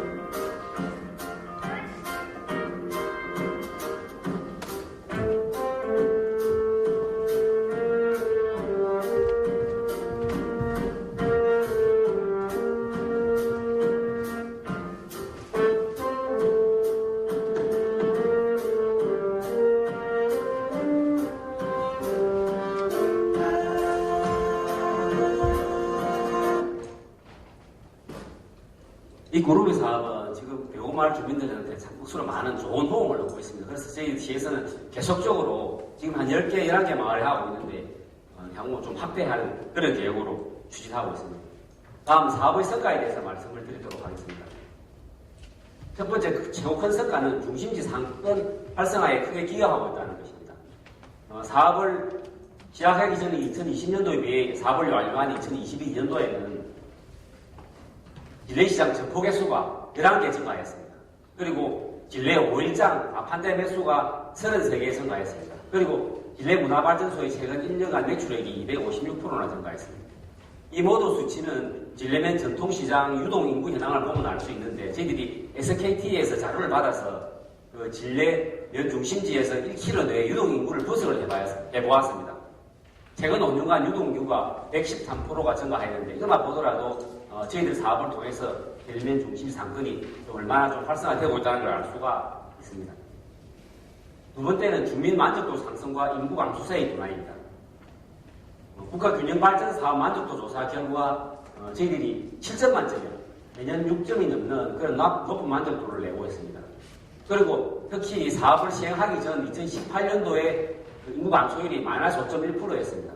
하지만 사업을 완료한 후 2022년도에 인구 감소율이 마이너스 1.1%로 사업 시행 결과 지역 주민들의 삶의 만족도 상승과 인구 감소율이 둔화된다는 것을 볼 수가 있습니다. 다음의 성과는 일자리 창출입니다. 시 예산 약 4,500만 원을 들여서 4명의 일자리를 창출하고 있습니다. 그리고 운영위원회 자체의 일자리를 창출하고 있습니다. 도예 전문 강사, 바리스타 총 9명의 일자리를 창출하는 등 총 13명이 이 사업으로서 일자리를 창출하고 있습니다. 다음은 유기적인 조직 구성을 통해서 하부처 공모사업 등 우수 사례에 선정되고 있다는 것입니다. 본 사업을 하는 김해시 농촌 지역개발 전담부서와 그리고 운영위원회 협동조합, 중간 지원 조직인 김해시 농촌 활성화 지원센터의 지속적인 지원을 통해서 각종 타 부처 공모사업에 선정될 뿐만 아니라 국가균형발전 사업 우수 사례로도 선정되기도 하였습니다. 다음 마지막으로 진례면의 미래에 대해서 말씀을 드리도록 하겠습니다. 바람과 길, 도자기로 문화가 이어지는 곳 진례면이라는 비전을 가지고 첫 번째, 지역 농산물을 활용한 지역경제 활성화. 두 번째, 도예 프로그램 운영을 통한 도예 전문 인력 양성. 세 번째, 배우마을 주민을 위한 문화복지 서비스 전달. 네 번째, 지속 가능한 운영 조직 체계의 확립입니다. 첫 번째는 지역경제 활성화입니다. 카페 문화 공감 협동조합에서는 지역 농산물 꾸러미 개발, 로컬푸드 음료 간식 개발 통해서 향후 마을 기업 지정을 통한 운영위원회의 안정적인 수익 구조를 마련할 계획입니다. 그리고 도예 문과에서는 현재 4개 도예 프로그램을 운영하고 있는데 향후 지역 청소년 다문화 가정을 대상으로 6개 도예 프로그램을 확대 운영해서 사회적 기업으로 진입을 할 뿐만 아니라 점점 사라져가는 진례면의 도예 전문가 인력을 양성할 계획입니다. 그리고 좀 전에 아까 전에도 말씀드렸다시피 배우 마을에 대한 서비스 확대입니다. 현재 10개 마을 118명에게 하고 있는 꾸러미 사업들을 향후 진례면 전체 35개 마을 지역 주민들에게 모두 이 꾸러미 사업이 확대되도록 사업을 추진할 계획입니다. 그리고 저희 시에서 가장 중요하게 생각하는 부분 중에 하나입니다. 지속 가능한 조직 체계의 확립입니다. 첫 번째, 저희들 김해시는 이 농촌 지역개발 사업을 지속적으로 지원하고 관리하기 위해서 전담 부서를 2021년도 만들었습니다. 3개의 팀으로 구성되어 있으며 매년 각 년마다 약 4,500만 원의 예산을 지원을 해서 지속적으로 활성화될 수 있도록 하고 있습니다. 그리고 진례면 운영위원회 협동조합은 2021년도 설립을 하였습니다. 이 운영위원회 협동조합은 카페 분과, 도예 분과, 동아리 분과 3개의 분과로 나누어서 각 분과별로 각자의 사업을 하고 또 운영위원회 협동조합에서는 이것을 지속적으로 지원하는 그런 조직체계로 무슨 조직체계로 확립을 할 계획입니다. 그리고 마지막으로 우리 김해시에서 가장 중요하게 생각하는 부분은 중간지원 조직입니다. 저희 김해시는 2018년도에 중간지원 조직을 설립을 하였습니다. 지금 저희들이 여기 하는 마을공동체 지원센터도 중간지원 조직입니다. 저 김해시에서는 농촌 지역개발 사업의 지속적인 유지와 그리고 활성화를 위해서는 중간지원 조직이 분명히 있어야 된다고 생각을 하고 2018년도 만들었습니다. 그리고 2021년도에는 김해시 농촌 활성화 지원센터로 다시 확대 개편을 해서 지금 현재 3개 팀 8명이 운영하고 있으며 현재 시군 역량 강화 사업과 완료지구 활성화 지원, 하부처 연계 사업 등을 지속적으로 지원을 하고 있습니다. 이게 지속적으로 사업을 끝난 데에서 완료되는 게 아니고 사업 끝난과 동시에 그게 다시 시작이라고 볼 수 있습니다. 그래서 중간 지원 조직에서 계속적으로 물론 행정하고 연계해서 계속적으로 이게 활성화될 수 있도록 저희 시에서는 그렇게 조직 체계를 확고히 할 계획으로 추진하고 있습니다. 사실 제가 이 농촌 지역개발 맡은 지가 제가 2015년부터 현재까지 맡고 있으니까 한 7, 8년 정도 이렇게 사업을 하고 있습니다. 농촌 지역개발 사업이라는 게 뭐 옛날에는 뭐 도로 하나 놨고 뭐 배수로 하나 만들어주고 하면 농촌에 하는 사업들이 끝입니다. 하지만 앞으로 이 사업들은 그런 사업들로만으로는 앞으로 농촌이 살아남지가 못합니다. 농촌 스스로 지역 주민들 스스로 우리 지역 발전을 위해서 뭘 해야 될 것인지 어떤 걸 해야 될 것인지 고민을 하고 직접 그 사업에 참여를 하고 이끌어가야만 앞으로 지역이 살아남을 수가 있습니다. 제가 7년 동안 하고 있으면서도 너무 어렵습니다. 공동체라는 건 만들어나면 깨지고 만들어나면 깨집니다. 잘 돼도 깨지고 못 돼도 깨집니다. 하지만 여기 계신 분들이 될 때까지 그 공동체가 제대로 되고 제대로 운영되면서 이어갈 수 있도록 하는 게 여기 계신 분들의 사명감으로 해야 되지 않을까 하고 이런 말씀을 드리면서 발표를 마치도록 하겠습니다. 감사합니다. 네, 감사합니다. 한 공무원이 7년 동안 같은 업무를 했다는 건 정말 놀라운 일인 것 같아요. 조문화 대표 남해에서 오시고 통영에서 오시고 중심에 평원 이렇게 오셨는데요. 네, 우리 현장지원가들도 계시고 또 도에서도 오셨는데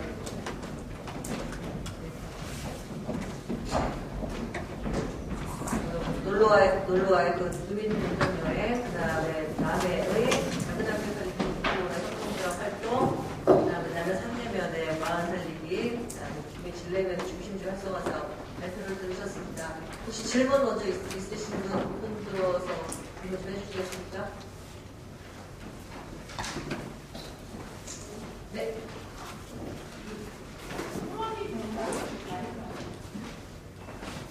아까 포함이 전달 말씀하셨는데요. 그 번역별로 그거를 할 때 대상자 선정은 어떤 기준으로 하셨는지 궁금해요.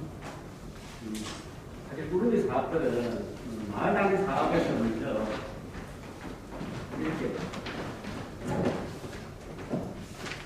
이들 대부분 구름이 사업을 하고 있는 지역이 마을이지. 마을 단위, 마을 만들기란 마을 단위 사업을 대부분 했던 지역이든지 타 사업으로 인해서 마을 공동체가 형성된 마을이 있습니다. 그 사업들 된 데를 우선적으로 먼저 지역에 저희들이 이제 같이 연계를 하면 훨씬 더 시너지 효과가 많기 때문에 마을 단위 사업을 한 지역을 위주로 저희들이 어떤 지원을 하는 걸 그렇다고.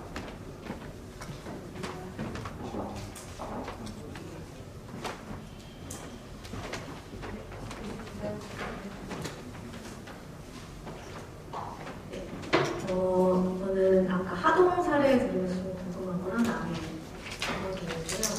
먼저 하동 같은 경우는 아까 그림 보여주시면서 그 수익의 파이가 좀 커지는 그 그림을 하나 보여주셨는데 저는 이 협동조합을 통해서 그 수익이 어떻게 마을에 돌아가고 있는지는 잘 못 들은 것 같아가지고 마을에 여행을 하고 공정여행을 하고 그로 인해서 뭐 확산되고 하는데 실제 그 안에 살고 있는 마을 주민들과는 그 관계가 어떻게 연결이 되는지 좀 궁금했고 그리고 남해 같은 경우에는 아까 이제 저희가 로컬 지향 시대라고 하잖아요. 그래서 뭐 저 같은 청년이 저도 이제 좀 더 지역으로 가서 살고 싶은 마음은 있는데 제 주변에도 그렇게 마음을 먹고 들어갔다가 살다가 결국에는 일자리를 찾지 못하고 혹은 그 지역의 공동체 아니면 텃세 이런 것들에 이겨내지 못하고 돌아오는 또 청년들도 많이 있거든요. 그래서 실제 그런 갈등 사례를 어떻게 관리하고 계시는지 궁금합니다.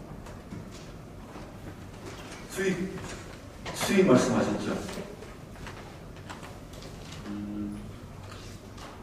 마을과 직접으로 할 경우에는 마을이 제공하고 있는 서비스가 있습니다. 숙박도 있고, 식당도 있고, 또 뭐 강의장 임대료도 있고, 이런 것들이 주로 있고요. 그것을 직접적으로 마을에 그대로 가게 되고, 또 굳이 마을과 개념이 좀 다르긴 하지만, 아까 다포라든지 이런 분들은 그분들의 수입이 직접적으로 돌아갑니다. 그 횟수에 따라가지고. 1인당 2만원을 받을 경우에, 여행사 한 명에, 저희들이 6,000원을 가지고, 다포가 14,000원을 가지고, 그 수익의 크기 파이는 그리 크지 않다고 보고요. 이제 이런 모델을 주민 예약성 주제해가지고 만들어가고 있는 이 지금 흐름을 저는 좀 말씀을 드리고 싶고, 마을과의 관계, 지금 이제 저희들이 직접 마을이라고 하는 자연 마을과 4개의 마을과 직접 관계를 합니다. 즉, 우리가 찾아가서 일을 하고 같이 만들어가는 것은 4개의 마을이고, 저희들은 이제 그걸 통해가지고 하나의 사례를 만들어가고 싶어요. 다른 마을이 전파하고, 또 이런 마을, 인치마킹이라고 하지만, 그 사회가 전파되는 모습들을 저희들이 가지고 싶고, 크게 보면은 저희들이 아까 놀러가는 마을과 같이 함께하고 있다고 생각하는데, 굳이 직접 이런 A, B, C라는 직접 이 마을과의 검열은 안 하지만, 그리고 우리 공동체가 마을이라고 볼 때, 기획사회와 함께하는 그런 이제 모델을 바쁘고 안 들어가고 어렵지만 어렵지 나오고 있는 그런 상황입니다. 예, 아까 이제 청년이 로컬로 돌아오고 있다라는 표현을 했는데 사실 청년들 저도 귀촌을 했고 이건 많은 사람들이 귀촌해서 살고 있지만 남해도 뭐 어쩔 수 없는 그 지역적인 그런 터세라든지 그 지역에 40년 귀촌하신 분이 그 한을 토로하신 적이 있는데 그러니까 결정적인 순간에 40년을 살아도 나는 외지 것이라는 말을 하더라. 그럴 정도로 이제 그 외지인에 대한 아직 그런 폐쇄적이고 좀 아직 개방적이지 못한 태도들이 있는데 사실 그 역할들을 기존에 이제 나이 드신 기존 주민들이 하기에는 현실적인 한계가 있고요. 또 어르신들도 당장 이제 그 경제적인 활동을 안 하시는 분들이 대부분이기 때문에 그 역할을 저는 그 지역의 자치 조직이라든지 사회적 경제 조직 그리고 우리 이제 처음 이제 귀촌하셨던 분들이 그 매개 역할들을 좀 해줘야 된다고 생각하거든요. 당장 이제 청년들 같은 경우는 아이디어도 많고 굉장히 이제 그런 크리에이터로서의 그 역량들을 갖고 내려오는데 현실적으로 그 지역에서 어떤 쓸모가 있는지 또 어떤 역할을 갖고 내가 일을 할 수 있는지에 대한 정보라든지 그다음에 사람과 사람을 연결하는데 한계가 있기 때문에 그런 지역에서 먼저 정착하고 또 사회적 경제 조직이란 협동조합이란 그 조직들은 이제 다양한 사업들을 통해서 공모 사업이라든지 지역과 함께하는 사업들을 하기 때문에 그것들을 이제 지역에 내려오는 청년들한테 연결을 해준다든지 지역에 있는 학교에서 뭐 방과후 활동이라든지 그런 곳으로 또 학교와의 연결을 해준다든지 그런 다양한 형태로 나아간다고 생각하고요. 궁극적으로 저는 청년들이 지금 지역에 많이 내려오고 있는데 한 가지 아쉬운 부분들은 그게 이렇게 공동체적인 모색을 하기보다는 개별이 좀 따로따로 이렇게 하다 보니까 거기에서 오는 한계들이 좀 있다고 생각하거든요. 사실 그거는 우리가 그동안 받아왔던 교육이나 그동안 해왔던 것 자체가 나 혼자 나의 힘으로 개척해 나간다라는 그런 고민이 많았는데 이제 그것이 아니고 함께 공동체적으로 노색해 나가는 그런 것들을 배우고 뭐 일전에 내가 화동에서 여기 느꼈던 부분들은 사회적 경제 조직들이 새로 내려오는 청년들 창업 활동이나 이런 것들이 이제 지역에 있는 사회적 경제 조직들이 이제 지원해서 그런 활동들 지원을 해놓은 거고 이런 형태로 나아가야 되지 않을까 생각을 많이 했거든요. 그래서 지역에 있는 그 협동조합이나 사회적 경제 조직들, 그다음에 자치 조직들이 청년들이 좀 와서 안정적으로 정착할 수 있게끔 물론 행정도 그런 역할들을 많이 해야 되겠지만 그것들이 좀 민간 같이 좀 협력을 통해서 지역에 내려오는 귀촌인이라든지 청년들한테 실질적인 도움이 될 수 있는 그런 뭐 융자가 외덕 받아서 여기 창업자금을 늘려주는 데서 끝나는 게 아니고 지역으로 마을에서 연결할 수 있는 다양한 플랫폼들을 만들어주는 게 그게 궁극적으로 청년들이 지역에 와서 안정적으로 생활할 수 있는 기반을 만들어주는 게 아닌가 그렇게 생각합니다. 네, 더불어서 놀러와서 최근에 청년 PD들을 모집하는 홍보 한번 해주시겠어요? 지금 모집 중에 있습니다. 인스타에 가고 있습니다. 좋은 분들 응원 부탁드리겠습니다. 네, PD들이 다 청년들이신데요. 여기 청년 계시면 혹시 보시고 지원해 주시면 좋겠습니다. 다른 질문 또 있으실까요? 네.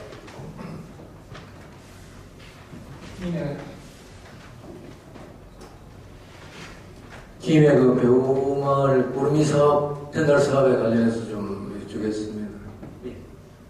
그게 뭐 배우마을 상계소가 지정된 건 아까 말씀을 들었고 구체적으로 말씀드리면 어떤 음식을 가서 이제 이렇게 전달을 하고 그런 내용입니까? 조금 더 제가 조금 더 상세히 설명드리면 이들 사실은 김해시는 크게 아까 말씀드렸다시피 마을 단위 사업과 중심지 단위 사업이 있는데 마을 만들기 사업은 저희들이 팀이 별도로 있어서 마을 만들기 사업을 하는데 이 마을 만들기 사업은 대부분 아실 겁니다. 저희들이 선정이 되면 5억을 지원을 해서 그게 뭐 하드웨어 사업, 보통 소프트웨어 이렇게 해서 이렇게 지원을 하는데 그 5억 단위에 들어오려 하면 여러 가지 단계를 거쳐야 돼요. 이게 한만에 되는 게 아니고 1단계 주민교육, 그 다음에 그 소액사업 제가 한 3단계 정도 거쳐서 그 심사를 통해서 이제 어느 정도 지역의 공동체가 형성이 됐다. 지역 주민들이 돈을 좀 줘도 주민들끼리 뭔가 할 수 있겠다라는 그런 역량이 갖춰지면 저희들이 심사를 해서 마을에 1억씩, 5억씩 최대한 줘서 사업을 합니다. 그래서 저희들이 이제 중심지하고 연결하는 마을들은 그런 마을들 위주로 먼저 저희들이 연결을 해서 하게 되면 마을 단위에도 공동체가 형성되어 있기 때문에 훨씬 더 저희들이 전달하고자 하는 내용들이 빨리 전달되고 해서 마을 단위 사업들은 그렇게 선정을 해가 지금 지원을 하고 있어요. 아까 말씀드렸다시피 저희들이 크게 지금 3가지 하고 있는데 이제 농산물 구름이하고 그 다음에 문화복지 구름이, 교육 구름이가 있습니다. 근데 농산물 구름이는 우리 지역 소상공인들이 지역에 있는 소농가에서 그 생산된 제품들을 아까 1층에 카페 문화공감에서 이렇게 삽니다.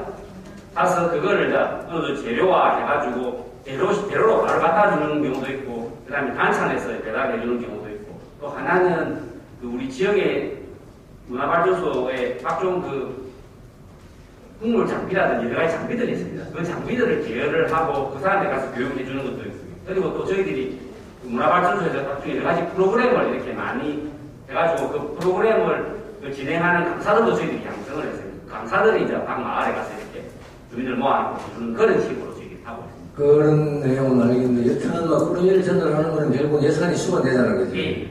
그거는 지금 별도로 시에서 지속적으로 지원을 해주고 있는 것인지 아니면은 농촌 중심지 활성화 사업, 역량 강화 사업을 일환으로 하는 것인지 어떤 것인지 그게 저희들이 사실은 다 예산이 수반되는 문제이기 때문에 나중에는 지속적으로 주민들이 해야 되겠지만 지금 현재로서는 그 바로 해야 할 수는 없습니다. 사실 방법은 저희들이 예산을 확보하는 지원해주는 방법은 특히 중심지 사업 같으면은 중심지 사업에 지역역량 강화 사업비가 있습니다. 그 비용을 일부 지원을 2년 동안 했고요. 그 다음에 지원을 하는 거는 저희들이 약간 각종 농어촌 희망 재단이나 이런 재단의 공모 사업들이 있습니다. 그 공모 사업을 신청해서 받아와서 하는 사업도 있고, 그리고 또 아시다시피 시군 역량 강화 사업을 해가지고 일반 농산어촌 사업은 시군 역량 강화 사업을 해가 매년 4억씩 이렇게 완료주고 활성화를 위해서 지원을 해줍니다. 그런 사업들을 이제 일부 투입을 하는데 저희들은 이제 최소한 그 투입되는 비용이 최소화가 될 수 있도록 각종 프로그램이나 이런 걸 하는 강사들은 저희들 자체적으로 육성을 해서 양성을 해서 이제 이쪽에 진례면에 있는 이쪽 강사가 이걸 잘한다 하면 이제 진례면에 하시는 분은 생김에 가서 하고 또 생김에서 육성한 강사는 진례면에서 하고 가서 하고 이런 식으로 저희들이 이제 지금 현재까지로는 그렇게 100% 못하지만 향후에는 그렇게 어쨌든 돈은 들어가는데 최소한의 예산이 들어가서 지역민들이 같이 지역에서 육성되는 문제들이 같이 할 수 있도록 그렇게 하죠. 그러면 현재까지는 우리 지역 역량 강화 사업 가지고 사업 플러스 뭐 재단이라든지 이런 데서 이제 생긴 수익이나 이런 가지고 이제 활용을 하시는 거고. 맞습니다. 그 이후에는 이제 예를 들어 그 마을의 주민이 일부 부담을 한다든지 시에서 이제 별도로 예산을 확보해야 되는데 아직까지 거기까지는 안 나왔던 말씀이지. 그렇지. 지금 현재까지는 아까 말씀드렸듯이 지속 가능하기 위해서는 주민들이 진짜 부담을 하고 직접 그만큼 혜택을 받은 만큼 돈을 내야 되는데 아직까지는 그렇게까지는 못 가고 있습니다. 그리고 지금 김해시에 보면 센터에 그 상계팀이 지금 운영을 하고 있다니까. 거기에 대해서 지금 우리 시비가 얼마 정도 연간 지원이 되고 있어요. 위탁을 줬을 거 아닙니까? 그렇지. 위탁을 우리 그런 하는 우리 비영리 법인을 만들어서 그 비영리 법인에다가 농촌 활성화 지원센터 업무를 위탁을 줬고 위탁 운영비 그러니까 그 운영하는데 위탁 운영비만 한 1년에 3억 4천 원 들어갑니다. 그리고 그 위탁 비용이기는 운영 비용이고 그게 사업 비용으로는 아까 말씀드렸다시피 시군역량 강화 사업을 줘서 집행하도록 하고 각 마을 단위 소프트웨어 사업이 보통 1억 됩니다. 1억 해가지고 위탁 사업으로는 한 8억 9억 정도 그리고 위탁 운영비로는 한 3억에서 4억 정도 이렇게 주고 있습니다. 위탁 운영비라는 게 그 센터를 운영하는 거고 임금비하고 이런 게 포함될 거고 그렇지. 지역 역량 강화 사업이라는 건 우리 농촌 해락에서 나오는 돈이 말씀하시는 거고 예. 나머지 이제 또 사업할 수 있는 게 한 8, 9억 정도 이렇게 지원된다 이 말씀이에요. 센터를 운영하는데 인건비, 뭐 각종 운영비, 뭐 전기료 이런 데 들어가는 비용을 한 3억 5천 정도 지원을 하고, 그 나머지 이제 사업비로는 자기가 직접 사업하는 사업비로는 위탁하는 게 한 8억 5천 정도. 네, 알겠습니다. 네, 감사합니다. 또 질문 있으실까요? 네, 아이고. 네, 잠시만요. 어디? 여기부터 먼저. 네. 하동에 놀러와 듣고 갑자기 놀러를 가고 오시는 것 같아요. 근데 제가 질문 드리고 싶은 거는 그런 계절별로 어떤 프로그램이 이렇게 우리 여행을 가면 패키지처럼 이렇게 구성이 되어 있는지 궁금하고요. 그리고 저는 제가 관심 있는 게 하동은 많이 갔었습니다. 문화촌도 갔었고 다 이게 축전도 참여를 했었는데 차 문화 같은 게 예를 들면 녹색 체험도 하고 차도 마시고 이런 어떤 패키지처럼 다양한 프로그램이 구성이 이렇게 따집기처럼 되어 있는지 한번 여쭤보고 싶어서 질문 드립니다. 아까 20가지 그 프로그램 있다고 말씀드렸거든요. 그래서 여행자의 그 취향에 맞춰가지고 서로 의논해서 이렇게 맞춰드려요. 맞추는 게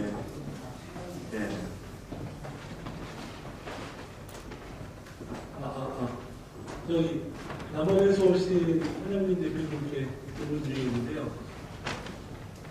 두 가지 드리겠습니다. 한 가지는 거기 사례가 제가 봐서는 복합형인 것 같아요. 그러니까 이 기농기촌이 학교 그리고 여러 가지 이제 실생사를 중심으로 하는 생협활동 여러 가지 것들이 동교적인 부분에 포함이 되어 있는데 이제 말씀하신 것 중에 느끼기 실상사가 사실 중심이 됐기 때문에 거기에 이렇게 많은 사람들이 또 유입이 됐고 그런 사람들의 생각이 전환이 됐다고 생각이 드는데 우리 같은 경우에는 그런 실상사 같은 데가 없잖아요. 이거 없는 곳에 이제 그런 곳이 그런 모델로 가기 위해서는 뭐가 필요한 것 같은지 첫 번째 질문을 드리고 두 번째는 아까 말씀하셨을 때 이제 그 상례군이 한 2,200명 가량이 되는데 그거를 마을로 치셨거든요. 마을로 보고 이제 활동가들이라든지 그 지역에 있는 뭐 스님이라든지 이제 좀 적극적이신 분들이 또 이제 리더하시는 분인데 이제 결국에 뭐 그런 전환된 데서 이렇게 들어오신 분들이 그 인구 중에 차지하는 비율이 좀 있을 거고 기존에 또 이렇게 마을 이장이라든지 기존에 또 오랫동안 사셨던 분들이 있을 텐데 그런 부분들의 어떤 비밀적인 부분하고 그분들하고의 의사소통 구조가 그러니까 지금 활동하시는 분들이 주로 이제 생각하고 아이가 없기 때문에 애들을 이제 어떻게 이제 그 산내면에 많이 낳게 건지 이런 거 고민하는 부분들 결국에는 그 마을 산내면 기존에 있는 그 마을 주민들하고 어떻게 소통을 하고 그런 결정까지 이렇게 되는 과정도 좀 궁금하거든요. 두 가지 질문을 드리겠습니다. 네, 실상사가 말씀하신 대로 중심적인 역할을 해온 건 사실이고, 근데 이제 제가 오늘 좀 핵심이라고 말씀드렸던 거는 뭐냐면, 그래서 어떤 철학이 필요하다라는 거고요. 공동체를 시도하는 여러 지역들이 있는데 지역에서 합의해낼 수 있는 아주 높은 수준이 아니어도 우리가 이 정도 수준에서 해결할 수 있는가까지 철학이 좀 필요하다는 생각이 들고 그리고 그게 이제 철학이 어떤 개인도 좀 그걸 통해서 변화가 일어나고 마을에서 좀 도움이 되는 그런 방향이 돼야 된다는 생각이 들고 저도 이 사례를 소개하면서 그 질문을 받을 것 같았어요. 그러니까 이런 조건이 없는 데서는 그런 걸 어떻게 해야 되냐. 현재 제가 생각한 거는 어쨌든 자기가 서 있는 마을을 좀 지켜내고 마을 공동체를 다시 살려내고 싶다는 사람들이 유입이 돼서 그 사람이 전환된 개인이 되어서 마을을 위해서 적극적으로 일을 해나가면서 이게 좀 시작점이 돼야 되는 거고, 그리고 대신 이제 그거를 도와줄 수 있는 이런 지자체 모임이나 아니면 지난 여름에 저희가 뭘 했었냐면 마을 공동체 활동가 결집 대회를 했었어요.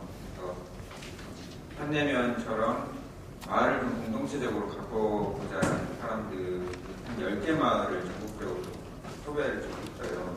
섭외도 하고 신청도 하고 그래서 그분들이 이제 산내면에 모여서 우리가 대단히 어렵게 이런 일들을 풀려나가고 있는데 각자의 좀 어려움을 먹고 공동으로 좀 대응해야 될 게 뭐냐 이런 얘기 처음으로 좀 나눠보고 그런 모임들이 좀 적극적으로 활성화되는 게 지금은 좀 다음이라고 생각합니다. 어쨌든 옆에서 이제 보고동락 말씀하신 것이나 하동님 우리는 이게 좀 중요해. 우리 마을에서 마다 주민들이 공동으로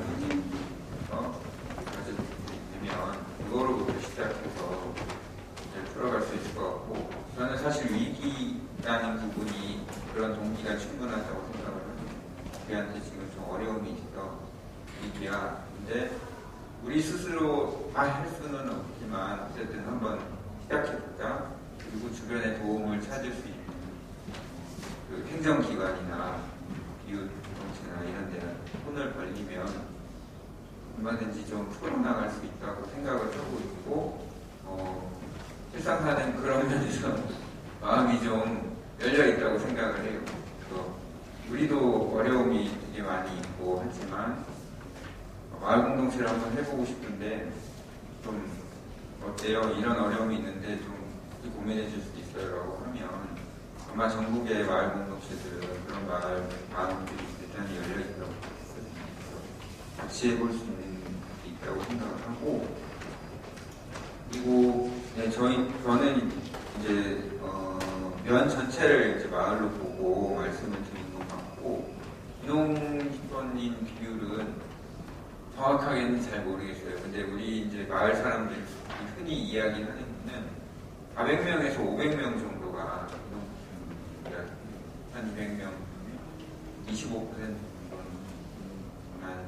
하고 있고 초반에는 저희가 그 주민들로부터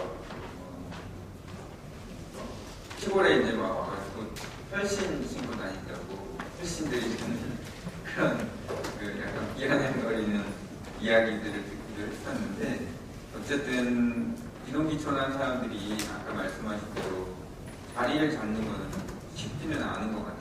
더군다나 거기서 어떤 의사결정을 하는 데까지 나가기 쉽지 않은 부분이 있어요. 근데 지금 상황에서는 그 마을의 어르신들은 대부분 고령화되어 있고 그 어르신들의 자녀분들은 도시에 나가서 살고 있는 상황이고 무언가 마을의 행사를 하려면 젊은 사람들의 힘을 빌릴 수밖에 없는 그런 그랬을 때 우리가 이제 당장 어떤 큰 목소리를 가진다거나 이러기는 어렵지만 그런 식으로 일을 해나가는 것부터 좀 시작해가고 있다고 보고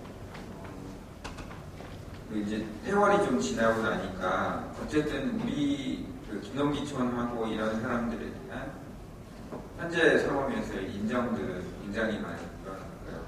이 사람들이 나쁜 마음으로 여기에 들어와 있는 것은 아니다.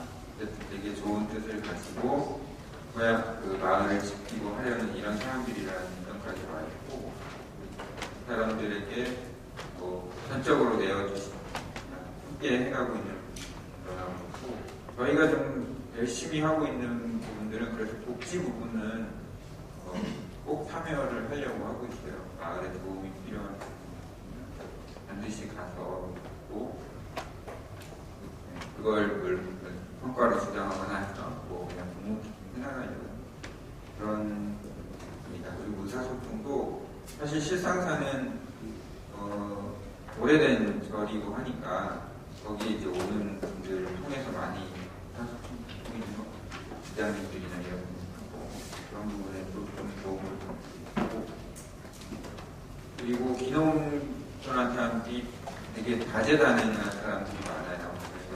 그래서 수상사를 중심으로 해서 초창기 사람들이지만 이 다재다능한 사람들이 굉장히 많은 모임과 활동으로 꽃을 피워놓은 게 있어요. 지산 이음과 같은 그런 활동들을 해서 이분들을 통해서 이 사람들 뭔가 좀 재미난 일을 많이 장난하는구나 이런 일이 있어서 소통하는 부분은 계속 좀 늘어나지 않을까 기대하고 있습니다.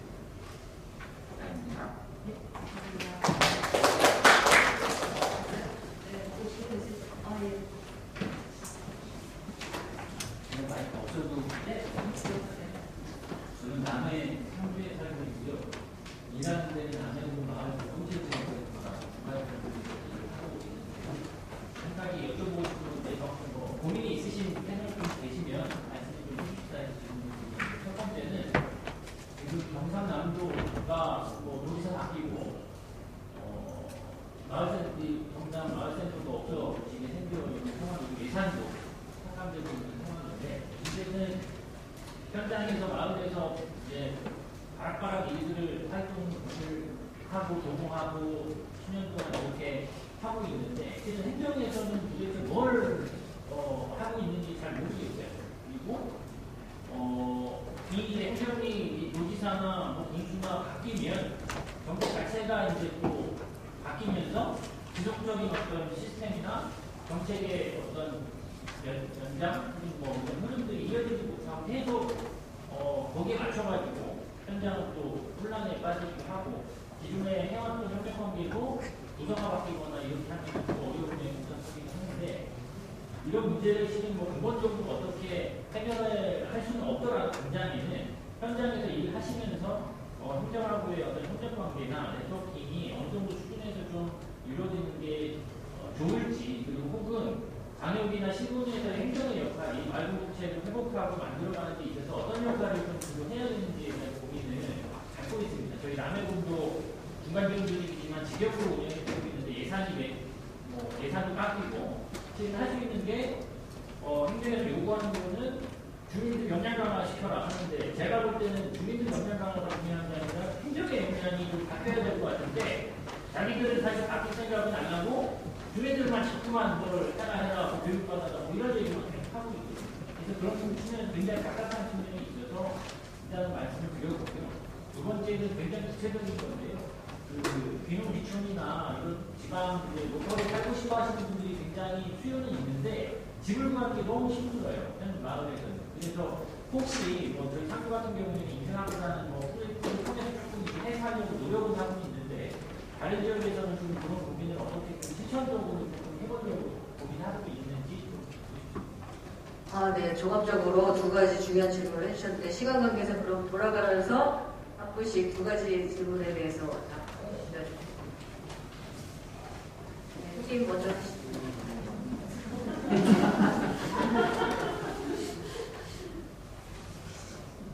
이게 할 말은 참 많은데 저도 같은 고민을 하고 있거든요. 지금 공공기관에 근무하지 않지만 한때 공공기관에 근무했던 자로서 이 부분이 사실은 우리 두 가지 질문이 우리 지금 현재 우리 로컬이 가지고 있는 문제 중에 5가지 있다면 그 5가지 중에 2가지는 되는 것 같아요. 제가 10배를 토하고 어디 공무원이 모이든지 아니면 활동가 분들 모이는 자리에서 행정의 역할에 대해서 좀 이게 공무원 안 계시죠? 여러분 공무원 계십니까?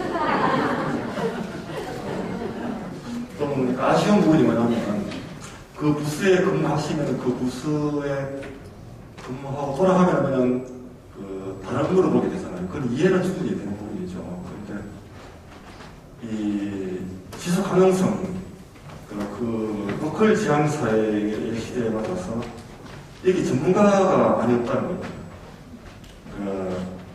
그 전문가 풀이 있어야 되는데 화성구청에 이제 건의를 했던 부분이 있습니다.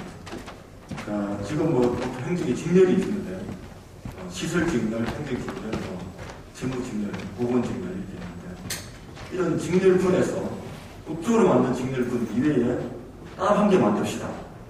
로컬 기획 직렬이라든지 그러면 로컬 기획 중이라면 인구, 노인, 청년, 비농 이런 여러 가지 업무를 좀 할 수 있거든요. 그럼 그 기획 직렬 분들은 앞으로 10년 정도는 이 업무를 순환하면서 보자. 그렇게 되면 상당히 전문가적인 자질을 갖추게 되고 영향도 확보될 것이다. 저는 그렇게 하는 부분이 있습니다. 그래서 다른 부서를 하게 되면 또 그 업무에 집중하게 되면 그런데 이런 부분들 저도 고민하고 있고 세상은 바꾸고 있는데 아직 이런 로컬이 큰 흐름으로 가고 있는 부분에 대해서 우리 문화 시군에서 좀 이해도가 좀 낮지 않느냐 이런 생각을 가지고 꼭 같은 생각하고 집에 대해서 저는 얼마 전에 작년에 제가 도민일보에 2번 끼고 좀 입문해가지고 우리 로컬이 가지고 있는 문제가 여러 가지가 있는데 그 로컬이 가진 문제를 하나의 꾸러미 상품 안에 넣었다 칩시다. 그러면 가장 먼저 꺼냈을 때 나오는 게 저는 빈집이라고 이렇게 말해요. 빈집은 우리 통계를 가지고 보니까 방금 도청 우리 도내 11%가 빈집이더라고요. 근데 11%를 우리가 몇 프로를 그렇게 활용할 수 있느냐? 사실은 1%도 활용하기 어려울 겁니다. 저도 그거를 이제 빈집 공유제라는 아이디어를 제가 냈거든요. 빈집이 100채가 있다면 그 중에 10채 정도는 예를 들면 행정에서 장기 임차를 하자. 시가로 주고 장기 임차를 해서 필요한 분에게는 값으로 임대를 해주자. 리모델링해서 옛날 이중구까지 농민들에게 실가격으로 구입해가지고 약간 저렴한 가격으로 도시민들에게 팔자라는 이런 제안을 있었거든요. 옛날에는.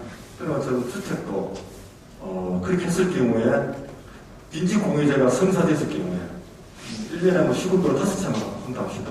그것이 사례가 될 경우에는 이것이 귀농, 기촌, 청년, 노인, 그 다음에 환경 문제까지 빈집으로 인하여 생겨난 환경 문제까지 이런 마을 내에 작은 비즈니스 모델이 생겨나게 되고 이거를 제가 이 분야의 선교사처럼 지금 이야기하고 다니고 있습니다. 그런데 실현 가능성은 잘 모르겠어요. 비슷하게 하기는 이제 준비를 하고 있고 하는 데 느낌이 있더라고요. 전국에 몇 군데는. 그런데 빈집 공유제 저는 이것이 로컬 지향사회로 가는 과정에서 여러 가지 문제들이 많이 있거든. 청년들도 좀 이때는 모르지. 그 다음에 귀농, 기촌도 그렇지. 어떤 여러 가지 문제가 있는데 이 빈집 문제를 잘 해결해낸다면 이 빈집을 해결할 수 있는 힘 있는 권력기관은 지방자치단체밖에 없다고 봅니다. 어떤 이 문제를 해결하느냐 못하느냐에 따라서 좀 지방의 이런 법률 문제, 이런 문제는 상당히 많이 해소되지 않을 거라는 생각을 가지고 있습니다. 답변 길어 죄송합니다. 예, 마지막 이야기, 빈집 문제는 제가 농촌경제연구원 토론 가서 한 얘기이기도 한데, 지금 농촌은 노인 돌봄 문제가 가장 심각한 문제잖아요. 이제 대부분 이제 농촌에서 지금 돌봄의 문제를 해결하는데 나이가 드셔갖고 더 이상 거동이 불편하면 그냥 가족이 요양원에 보내는 형태로 지금 해결하고 있는데 가장 좋은 방법은 마을의 그런 요양시설 돌봄을 할 수 있는 아파트라든지 공간을 공동주택 형태의 주거 공간을 만들어서 거기에 의료시설이 들어가고 돌봄 자원이 들어오면 지금 농촌 뚝뚝 떨어져 있거든요. 각들이 뚝뚝 떨어져 있기 때문에 돌봄을 하기도 힘들고 받기도 힘든 구조이기 때문에 그런 노인들을 위한 공동주거 공간을 마련하고 노인들은 거기서 안정적인 돌봄과 의료적인을 받고 나머지 빈집들을 청년들이나 귀촌하는 분들에게 지자체가 이제 들어오는 조건으로 장기 임대를 하거나 아니면 매각을 하는 형태로 그분들을 임대주택으로 유인을 하면 그 빈집을 활용해서 청년들이 주거 공간을 활용해서 거주 공간으로 활용하든지 창업 공간으로 활용하는 방안을 마련하면 서로 윈윈할 수 있는 그런 형태로가 되지 않을까 싶고, 지금 이제 중앙지원조직이나 마을공동체 활성화, 지금 경남이 대표적인 문제이기도 하지만, 사실 마을교육공동체 차원에서 보면 전국적인 문제이기도 하거든요.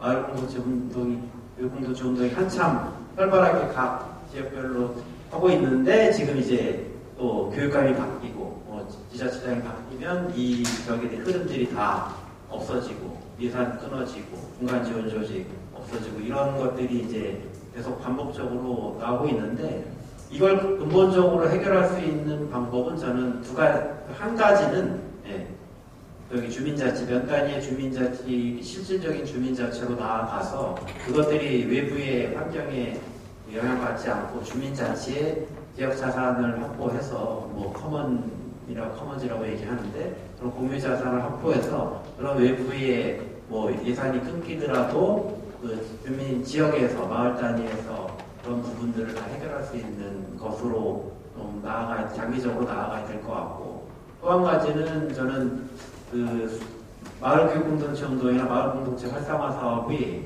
이게 실질적인 성과와 그 지역 지속가능한 모델로 가능하다라는 것들이 보여지면 저는 이게 정권이 바뀌고 뭐 저희가 바뀌어도 그거를 추진한다고 생각을 하거든요. 대표적인 게 금산 같은 경우에는 그 대안학교 6개 학교를 넣어서 대안학교도 요즘 마을과 연계하려고 하는 다양한 시도들을 왜냐하면 졸업한 학생들이 대안적인 삶을 살려면 어쨌든 마을에서 활동을 해야 되기 때문에 그 대안학교를 묶어서 마을교육 공동체로 방식으로 교육을 활성화시켜서 지역을 살리는 모델을 지금 모색을 하고 있는데 이렇듯이 지역 단위에서 이걸 지금은 마을교육 공동체 운동이 이제 몇 단위 아니면 작은 마을 단위로 이루어지고 있는데 이게 지자체 단위로 성공적인 모델을 만들어서 이게 활성화되면 자연스럽게 그것들이 이게 뭐 정치적인 편향이든 아니면 그런 지향이 틀리다고 하더라도 그런 부분들에서 얼마든지 할 수 있는 부분들이 있기 때문에 그런 형태로 어쨌든 힘들어도 꽃이 활동가들과 지역의 자원들이 뭉쳐서 성공적인 사례를 만들고 또 그것들을 기반 삼아서 주민자치로 나아가면 그런 부분들이 좀 근본적으로 해결할 수 있는 방향성이 아닐까 그렇게 생각합니다. 네, 이상입니다.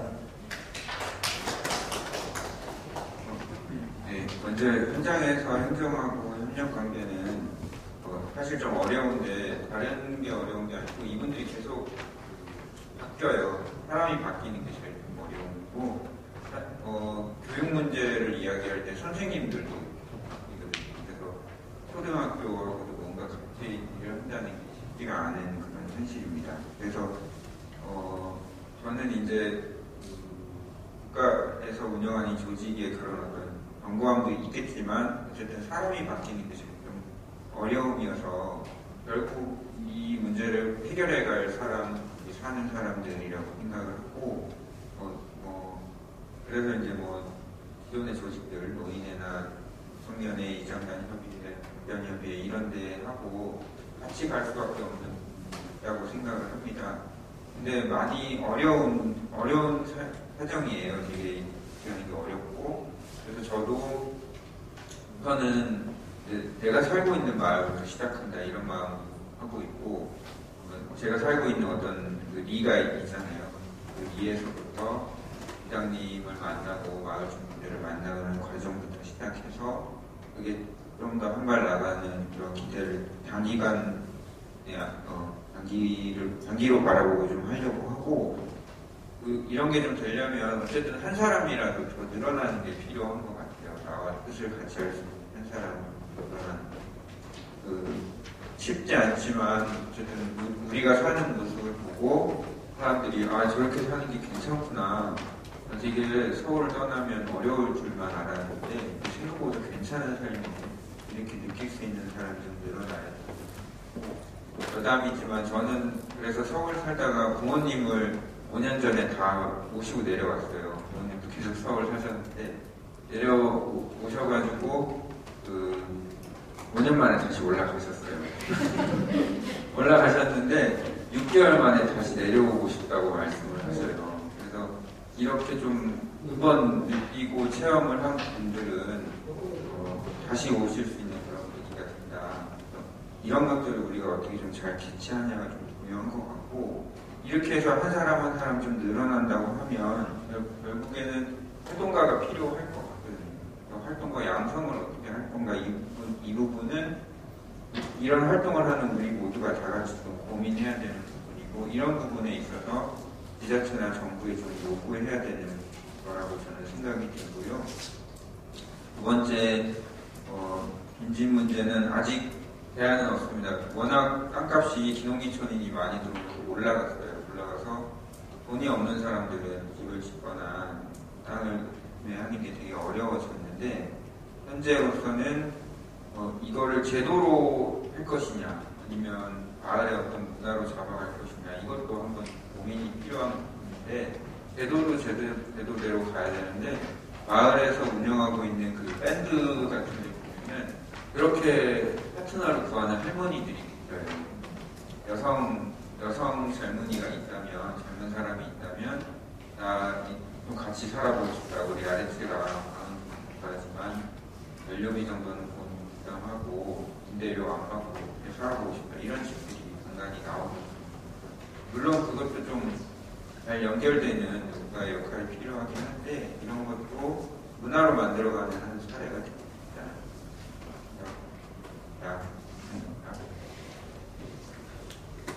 예, 그 빈집 문제는 그 정책적으로 여러 가지 사업들을 하고 있지만, 사실 제대로 지금 사실 정리가 안 되는 부분인데, 그래서 그걸 제가 이 자리에서 말씀드리기는 좀 그렇고, 아까 행정 조직과 중간 지원 조직에 대한 문제를 이야기하셨는데 참 어려운 문제입니다.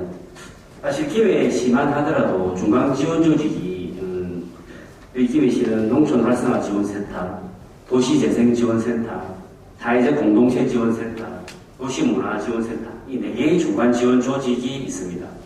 이 4개의 중간 지원 조직 중에 3개는 법인에다가 위탁을 줘서 운영을 하고, 1개는 직영으로 운영을 하는데, 사실 저희들 이 4개 팀은 원팀 회의라 해가지고 분기별로 모여서 이야기를 합니다. 이야기를 하는데, 어떻게 보면 다 비슷한 이런 업무들을 하고 공동체 활성화라는 그런 한 가지 의제를 가지고 같이 이야기를 하는데, 정말 어렵습니다. 사실은 성과가, 왜냐하면 지자체 단체장이나 이런 분들은 성과가 나야 되거든요. 무엇을 하면 성과가 나서 지역 주민들한테 많은 칭찬을 받고 호응을 받아야 되는데, 이 공동체 활성화라는 게 성과가 잘 나지 않습니다. 성과를 냈다고 하더라도 조금 지나면 자기들끼리 또 싸웁니다. 안 한 것만 못할 정도로 싸우고 묻고 난리 납니다. 그래서 그게 단체장 기에 들어가 버리면 이거 말라하노, 야바 지원을 줬더만 저렇게 싸우고 난리네, 이런 형태로 이제 치부되고 마는 거죠. 그래서 사실 제가 이 부서에 아까 전에 1년 8년째 근무를 하고 있는데, 제가 처음에 딱 들어오면서 느꼈던 점은 행정은 계속 바뀐다. 행정은 바뀌고, 이 부서에 들어오면 성과를 못 내면 진급을 못합니다. 진급을. 사실 말씀드렸듯이 행정 공무원들은 진급이 아주 중요한 부분이기 때문에 이를 맨날 쫓고 싸우고 하는데, 행정에서 어떻게 하면 크게 지하에만 어필을 하겠습니까? 그렇기 때문에 진급을 못하고 좋은 욕들을 듣기 때문에 들어오면 다 도망가라 해. 1년, 2년 안에 도망가려 합니다. 그렇기 때문에 이 행정 쪽에서 업무 연계가 안 됩니다. 그래서 제가 와서 딱 느꼈던 게, 이게 분명히 중간 지원 조직을 만들어서 공무원이 없더라도, 공무원이 중간에 빠지더라도 중간 지원 조직에서 정말 이걸 틀을 잡고 하나의 그 틀을 잡은 걸 끝까지 이렇게 할 수 있도록 조직을 만들어야 된다 생각하고, 제가 이 업무를 담당자서 팀장 되자마자 제가 이 중간 지원 조직이라는 걸 만들어서 운영을 하고 있습니다. 근데 이것도 잘못 운영하면 중간 지원 조직이 더 자주 바뀔 수가 있어요. 공무원보다. 그래서 배우가 안 좋다든지 여러 가지 업무상의 내부적으로 그렇다든지 하면 더 자주 바뀔 수가 있지만, 어쨌든 간에 중간 지원 조직이 분명히 필요한 부분인데, 저는 생각합니다. 첫째 중요한 건 우리 중간 지원 조직에서 역할을 성과라면 성과지만, 솔직히 말해서 행정에는 그렇습니다. 행정에서는 중간 지원 조직에서 역할을 해서 성과를 내주고 그걸 되든 안 되든 이렇게 오픈이 되고, 그게 위에 분들한테는 좀 필요해 돼야만 그 필요성을 느끼고, 그래서 그래야만 지속성이 있거든요. 그래서 그런 부분들은 중간 지원 조직 분들이 조금 생각을 하시고 업무를 해야 되고, 물론 행정은 저처럼 7년 8년 있는 사람 절대 없습니다. 제가 있기 때문에 지금 당초에는 중간지원조직 예산이 제가 1억도 안 됐어요. 1억도 안 됐지만 제가 한 3년 정도 하면서 3억, 내년에는 한 3억 5천 4억까지 제가 올려놨는데 운영비만 3억 4억 올려놨는데 도에서는 10원도 못 해줍니다. 물론 다른 돈은 중간지원조직 만들으라고 5천만 원씩 1억씩 지원해주는데 우리 돈은 중간지원조직 지자체 지원해주는 금액이 없습니다. 하지만 이렇게 순수 시비로 이렇게 받고 하는 게 쉽지가 않습니다. 여기서 일단은 그 약간 이쪽에 그 의지가 있고 생각이 있는 공무원이 들어와야 되거든요. 안 들어오면 그 지자체는 어쩔 수 없는 겁니다. 하지만 우리가 중간지원조직에서 살 수 있는 건, 이 상태에서 살 수 있는 건 최대한 그래도 저희들이 중간지원조직에서 어떤 방향을 가지고 그 방향대로 뭔가 하나 요만큼이라도 성과를 내주셔야 행정에서는 정말 어필을 하고 지속할 수 있도록 이렇게 우리 단체장이 설명해 줄 수 있다는 좀 이해를 해주시면 좋겠습니다. 네, 감사합니다. 네, 아주 부러운 일을 끝인 것 같습니다. 중간지원조직이 정말 좋은 일자리로 만들어져가지고 지역에 청년들이 많이 내려왔으면 좋겠다는 바람을 좀 드리고요. 정말 지속 가능하게 저희 센터도 사실 5명으로 시작했다가 지금 원년 멤버 나와 있는 게 2명밖에 없습니다. 저희도 바뀌어요. 이게 일자리가 좋지 않기 때문에 중간지원조직에 이 양질의 일자리가 되도록 지역 주민들이 목소리를 좀 내주시면 좋을 것 같습니다. 네, 그러면 이상으로 스포를 마치도록 하겠습니다. 수고하셨습니다.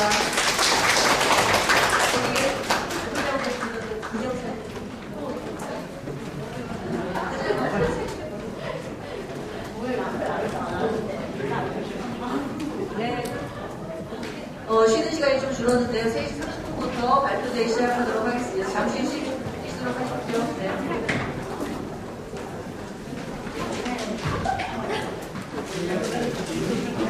네.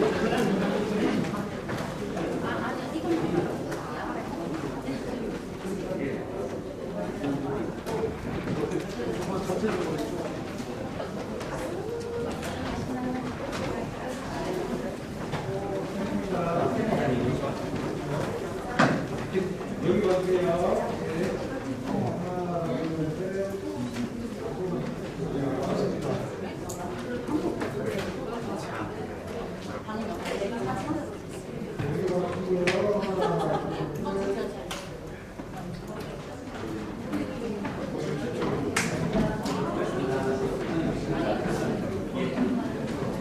예.